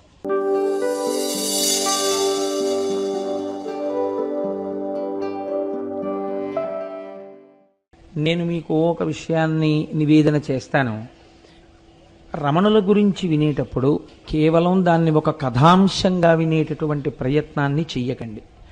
మహాపురుషుల యొక్క జీవితాలు చదువుతున్నప్పుడు, మహాపురుషుల యొక్క జీవితాలకి సంబంధించినటువంటి ఘట్టములను వినేటప్పుడు మీరు ఒక కొత్త కోణంలో దాన్ని వినవలసి ఉంటుంది. రమణులు మహాజ్ఞాని. మీరు వారి గురించి ఇప్పుడు నేను చెప్తుండగా వారి జీవితం గురించి విందురు గాని, రమణుల జీవితంలా కోట్ల మంది జీవితాల్లో ఒక్కరి జీవితం కూడా ఉండదు. ఆయనకి 17వ ఏట ఎటువంటి భావన కలిగిందో అటువంటి భావనతో వారి శరీరమును విడిచిపెట్టేంత వరకు ఉన్నారు. ఒక జ్ఞాని గురించి విని మీరు పరవశం పొందాలి. జ్ఞాని చేసినటువంటి బోధని మీరు పట్టించుకోవాలి తప్ప రమణ మహర్షి గురించి మీరు విని, రమణ మహర్షి గురించి చదువుకుని మీరు రమణ మహర్షిలా ఉందామని అనుకుంటే బాగా జ్ఞాపకం పెట్టుకోండి, జీవితం పాడైపోతుంది. అలా చేయరాదు. నేను ఎందుకు ఈ మాట ముందు చెప్తున్నానంటే చాలామంది జీవితాలు ఇలాగే అయోమయం చేసుకుంటారు. మహాపురుషులను మీరు అనుకరించరాదు. మీరు మహాపురుషులు అయిపోయిన తర్వాత మీ నడువుడి ఒకలా ఉంటుంది, మీ ప్రయత్నం అక్కర్లేదు. మీ అంతటా మీరు మహాపురుషులు అయ్యేంత వరకు మీరు మహాపురుషులను అనుకరించరాదు. 2, అజ్ఞానులను కూడా అనుకరించరాదు. ఈ 2 ఎప్పుడూ జీవితంలో బాగా జ్ఞాపకం పెట్టుకోండి. మహాపురుషుడి యొక్క జీవితాన్ని ఎందుకు మీరు చదవాలి అంటే అది చదవడం చేత ఈశ్వరుడి యొక్క అనుగ్రహం కలుగుతుంది. ఒక జ్ఞాని యొక్క జీవితంలో ఉండే అవస్థలను భగవంతుడు చెప్పినటువంటి భగవద్గీతాది విషయములు ఎలా సమన్వయం జరుగుతాయో, ఎంత ఆశ్చర్యకరమైనటువంటి రీతిలో ఆ జీవితాలు ఉంటాయో అర్థం చేసుకోవడం కోసం మాత్రమే మీరు దాన్ని సమన్వయం చెయ్యాలి తప్ప రమణుల గురించి ఇవాళ విని రేపు మనం కూడా రమణుల్లా అయిపోదాము అనేటటువంటి ప్రయత్నాన్ని ఏ ఒక్క విషయమునందు చేయరాదు. అలా చేస్తే నేను మళ్ళీ హెచ్చరిక చేస్తున్నాను, జీవితాలు అయోమయావస్థకి గురి అవుతాయి. అటువంటి పని ఎప్పుడూ చేయరాదు. మరి దేన్ని స్వీకరించవలే అంటే కేవలముగా వారి ఉపదేశాన్ని మీరు స్వీకరించాలి. ఆ జీవితములో ప్రతిపాదింపబడినటువంటి సత్యాన్ని మీరు స్వీకరించాలి. వారి జీవితంలో ఆ దశలను గమనిస్తున్నప్పుడు ఒక జ్ఞాని ఎంత గొప్పగా ఉంటాడు అన్నదాన్ని మీరు గమనించాలి తప్ప మీరు ఇమిటేట్ చేసే ప్రయత్నం చేశారనుకోండి, చాలా లేనిపోని ఇబ్బందులు వస్తాయి. అది మాత్రం బాగా దృష్టిలో పెట్టుకోండి. ఎందుకంటే నేను ఈ మాట ఇంత బాగా నొక్కి చెప్పవలసిన అవసరం ఎందుకు ఏర్పడుతోందంటే సమాజంలో ఒక అయోమయ అవస్థ నెలకొని ఉంది. ఇప్పుడు గభాలన ఎవరో పెద్దల గురించి చదవడం, ఎక్స్టెంపోర్ అంటారు చూసారా ఇంగ్లీష్లో, చాలా ఆవేశపూరితంగా మనం కూడా అలా ఉండవచ్చు అనేటటువంటి ఒక నిర్ణయానికి వచ్చేయడం కొంచెం ఎక్కువగా కనపడుతుంది. ఆ పోకడ అలా ఉండకూడదు. మీరు దేన్నైనా అధ్యయనం చేసినప్పుడు, దేన్నైనా విన్నప్పుడు మీరు చాలా ప్రశాంత చిత్తులై ఇందులో మనం స్వీకరించవలసిన అంశమేమి అన్నది మీరు స్థాయిని బట్టి మీరు నిర్ణయించుకోవాలి. అంతేకాని మీ స్థాయిని మీరు గుర్తిరగకుండా ఉపాసకుడు లేనిపోని పరుగులు పెట్టరాదు. అలా పరుగులు పెడితే ఏమవుతుందంటే ఇబ్బందులు వస్తాయి. కాబట్టి మీరు దాన్ని బాగా దృష్టిలో పెట్టుకుని ఈ విషయాన్ని వినండి. 2, నేను ఒక్క విషయం చెప్తే మీకు బాగా అర్థం చేసుకుంటారు. నేను మీకు ఈ ప్రవచనాలు చేస్తున్నాను. నేను ఇన్ని ప్రవచనాలు చేస్తుండగా ఒకవేళ నా కూతురికి జ్వరం వచ్చిందనుకోండి, జ్వరం వచ్చి అది ఇంట్లో 100 జ్వరం 101 డిగ్రీలు జ్వరం వచ్చి పడుకుందనుకోండి, నేను ఇవాళ ఉపన్యాసం చెప్పడానికి ఎంత సంతోషంతో వచ్చానో నా కూతురు 101 డిగ్రీల జ్వరంతో పడుకుని ఉండగా నేను ఏమీ పట్టించుకోకుండా ఇది కేవలముగా పిల్లకి వస్తే వస్తుంది జ్వరం, దీని గురించి బాధ ఏమిటి అని నడిచి వచ్చేయవచ్చా? గృహస్థాశ్రమంలో అలా కుదరదు. నువ్వు గృహస్థుగా ఉన్నంతకాలం నువ్వు వారి గురించి పట్టించుకోవలసిన బాధ్యత కూడా నీకుంది. నీ బాధ్యతని నువ్వు నిర్వర్తిస్తూ తామరాకు మీద నీటి బొట్టులా ఉండాలి. అంతేకాని గృహస్థు వేరొక ఆశ్రమంలో ఉన్న వాళ్ళని మీరు అనుకరించరాదు. మీరు ఏ ఆశ్రమంలో ఉన్నారో ఆ ఆశ్రమానికి తగినట్టు మాత్రమే మీ జీవితం ఉండాలి. గృహస్థులా బతకాలి, బ్రహ్మచారి బ్రహ్మచారిలా బతకాలి. ఎవరి ఆశ్రమమో వారిదే. ఆ ఆశ్రమ నియమం తప్పి బ్రహ్మచారిలా బతికినా, బ్రహ్మచారి గృహస్థులా బతికినా, లేదా బ్రహ్మచారి గృహస్థు కలిసి వేరొక ఆశ్రమంలా బతికినా అది చాలా అసహ్యకరంగా ఉంటుంది. అలా ఎప్పుడూ చేయరాదు. ఏ ఆశ్రమంలో ఉండవలసిన వాళ్ళు ఆ ఆశ్రమంలో ఉన్నట్టే కనపడాలి. లేనిపోని వైరాగ్య ప్రకటనలు, లేనిపోనటువంటివి తెచ్చి ఒంటి మీద వేసుకుని ప్రవర్తిస్తే అది మీ ఉపాసన యొక్క లూజ్ అంటారు చూసారా, లూజ్ ఇన్ ది సెన్స్ వేలాడుతున్నటువంటి స్థితిని చూపిస్తుంది కానీ పరిపక్వతను సూచించదు. అది ఎప్పుడు జ్ఞాపకంలో పెట్టుకుని ఉపాసనని సిద్ధింప చేసుకోవాలి. ఒక జ్ఞాని ఎలా ఉంటాడో తెలుసా అండి? మీరు ఒక చెరుకు కర్రని తీసుకొచ్చి ఒక చివరి భాగాన్ని పంటి కింద పెట్టి నవిలేరనుకోండి, అది తీయగా ఉంటుంది. మీరు ఒక మరలోకి పెట్టి చెరుకు కర్రని నలిపేశారనుకోండి, అది తీయగా ఉంటుంది. మీరు ఒక కత్తి తీసుకొచ్చి చెరుకు కర్రని నరికేశారనుకోండి, నరికేసి దానికి అంటుకున్న తడిని ఇలా ముట్టుకుని నాలుక మీద రాసుకున్నారనుకోండి, తీయగా ఉంటుంది.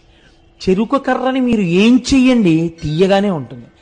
చెరుకు కర్రని మీరు ఏం చేసినా చెరుకు చేదుగా మారదు. అంటే అసలు దేని చేత మానము అవమానము అన్న ఈ రెండు స్థితులు అసలు ఉంటాయనేటటువంటి ఎరుక దాటిపోతారు వాళ్ళు. ఆ ఎరుక దాటిపోయిన స్థితి వేరు.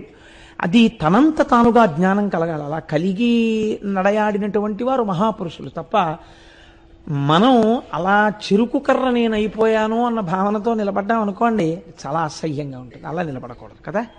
ఇప్పుడు మీరు ఈ నేపథ్యంలో భగవాన్ రమణుల గురించి వినండి. ఎంత అద్భుతమైన జీవితమో, ఎటువంటి మహాజ్ఞానో మీరు అర్థం చేసుకుని వారికి నమస్కరించి మనం ఎప్పుడు ఏం కోరాలంటే, వారు ఏది అనుభవించి ఏది బోధ చేశారో ఈశ్వర మీ అనుగ్రహము చేత మాకు కూడా అటువంటి జ్ఞానము స్థిరపడుగాక అని మీరు ప్రార్థన చేయవలసి ఉంటుంది. ఇప్పుడు మీరు రమణుల యొక్క జీవితాన్ని ప్రస్తావన చేస్తాను. సావధాన చిత్తులై అవధరించండి. చిదంబరం క్షేత్రం మీకందరికీ తెలుసున్నటువంటి క్షేత్రం. అక్కడ స్వామి ఆకాశరూపుడై ఉన్నాడు. నిన్న ప్రస్తావన చేశాను.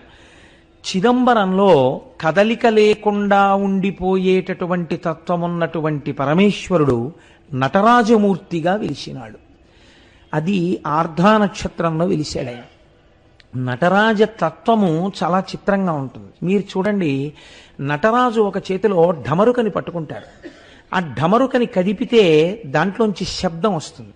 అది సృష్టికి ప్రతీక. నవ్వుతూ ఉంటుంది ముఖం, అది స్థితికి ప్రతీక. ఒక చేతిలో అగ్నిహోత్రం ఉంటుంది, అది లయకి ప్రతీక.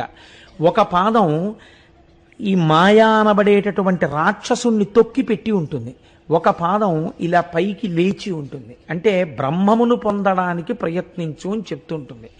సృష్టికర్త, స్థితికర్త, ప్రళయకర్త మూడు తానై మీరు పొందవలసినటువంటి బ్రహ్మమును సూచించేటటువంటి స్థితిని చెప్తారు. కాబట్టి నటరాజమూర్తి పరబ్రహ్మమై ఉన్నారు. ఆ నటరాజస్వామి ఆర్ద్రా నక్షత్రంలో చిదంబరంలో ఆవిర్భవించినటువంటి రోజు ఏది ఉన్నదో అటువంటి రోజున మహానుభావుడైనటువంటి రమణ మహర్షి తిరుచుళి, అంటే దాన్ని శాస్త్రము త్రిశూలపురము అని పిలిచాయి పురాణాలు. త్రిశూలపురము అని పిలవబడినటువంటి ఊరిలో వేయించేసి ఉన్నటువంటి మహానుభావుడు, ఆయన్ని భూమినాథీశ్వరుడు అని పిలుస్తారు. పరమశివుణ్ణి సహాయాంబ అని అమ్మవారికి పేరు. అంతే కదండి. నిజానికి ఆయనే ఈ సమస్త సృష్టికి కారకుడు. ఆయనకి సహాయాంబ అంటే అమ్మవారు మాయాస్వరూపిణి అయి సహకరిస్తుంది. కాబట్టి భూమినాథేశ్వరుడు, సహాయాంబ అనేటటువంటి పేర్లతో వెలిసినటువంటి ఆ తిరుచులి గ్రామంలో సుందరయ్యర్ అనబడేటటువంటి ఒక బ్రాహ్మణుడు. ఆయన పరాశర గోత్రీకుడు, పరమ భక్తి తత్పరత కలిగినటువంటి వాడు. ఆయన భార్య పేరు అళగమ్మ గారు. తమిళంలో అళగమ్మ అంటే సొంపైనది, సొంపు కలిగినది అని అర్థం. సొంపు అంటే అందమునకు మారు పేరు. ఆవిడ చాలా సొంపుగా ఉన్నారండి అంటే చాలా అందంగా ఉన్నారండి అని అర్థం. సుందరము అన్న మాట కూడా అందమనే పేరు. సుందరయ్యర్ అంటే అందం, అళగమ్మ అంటే అందం. ఈ రెండు అందాలు కలిస్తే ఒక కొత్త అందం వచ్చింది. ఆ అందం శుభం. శివుడికి మారు పేరు శుభం, శోభనం, సుందరం. ఈశ్వరుడికి కూడా ఆ మీనాక్షి అమ్మవారి యొక్క భర్తగా ఉన్నటువంటి పరమేశ్వరుడికి సుందరేశ్వరుడు అని పేరు. ఆయన సుందరుడే. కాబట్టి సుందర్ అయ్యర్కి, అళగమ్మ గారికి జన్మించినటువంటి సంతానమే 3వ సంతానము భగవాన్ రమణ మహర్షి. వారు జన్మించినప్పుడు యథార్థానికి పురుడు పోసినటువంటి ఆవిడ బాధపడిందిట. ఎందుకు బాధపడింది అంటే, ఆడపిల్ల పుడుతుందనుకున్నాను, వరసైనటువంటి వాడు ఒకడు మేనబావ అయ్యేవాడు ఉన్నాడు, ఆడపిల్ల పుట్టలేదు, మగపిల్లాడు పుట్టాడు, మొట్టమొదట పుట్టినటువంటి ఆడపిల్లేమో శరీరాన్ని వదిలిపెట్టేసింది, ఆడపిల్ల కాలేదే అని బాధపడిందిట. ఆవిడికి కళ్ళు లేవు, అంధురాలు ఆవిడ. పురిట్లో సాయం చేశారు బంధువు. ఆ పక్కన పురుడు పోస్తున్నటువంటి పూటకోళ్ళ, ఆ పురుడు పోసేటటువంటి మంత్రసాని అందిట, పుట్టిన పిల్లాడు ఎంత అందంగా ఉన్నాడో తెలుసా, బంగారు రంగులో మిరిసిపోతున్నాడు, నొక్కుల జుత్తు, పట్టు కూర్పులా ఎంత జుత్తుందో తెలుసా. ఈ పిల్లాన్ని కానీ నువ్వు చూడగలిగి ఉండి ఉంటే ఆడపిల్ల పుట్టలేదన్న మాట అని ఉండేదానివి కావు, అంత అందగాడు పుట్టాడు అందిట. ఆవిడ ఆ వృద్ధురాలు, సరే అంత అందగాడు పుట్టాడు, మగపిల్లవాడు పుట్టాడు అని ఆ సమయంలో సంతోషించింది. ఈ పిల్లవాడే, ఈ 3వ కాన్పులో జన్మించినటువంటి పిల్లవాడే రమణ మహర్షి. ఆ తర్వాత ఒక కుమారుడు కలిగాడు, ఆయన పేరు నాగసుందరుడు. ఆఖరణ పుట్టినటువంటి అమ్మాయి పేరు అలమేలు. వారికి కులదైవం వెంకటేశ్వరుడు. కాబట్టి పుట్టినటువంటి పిల్లవాడికి ఏ పేరు పెట్టాలి అని ఆలోచన చేశారు.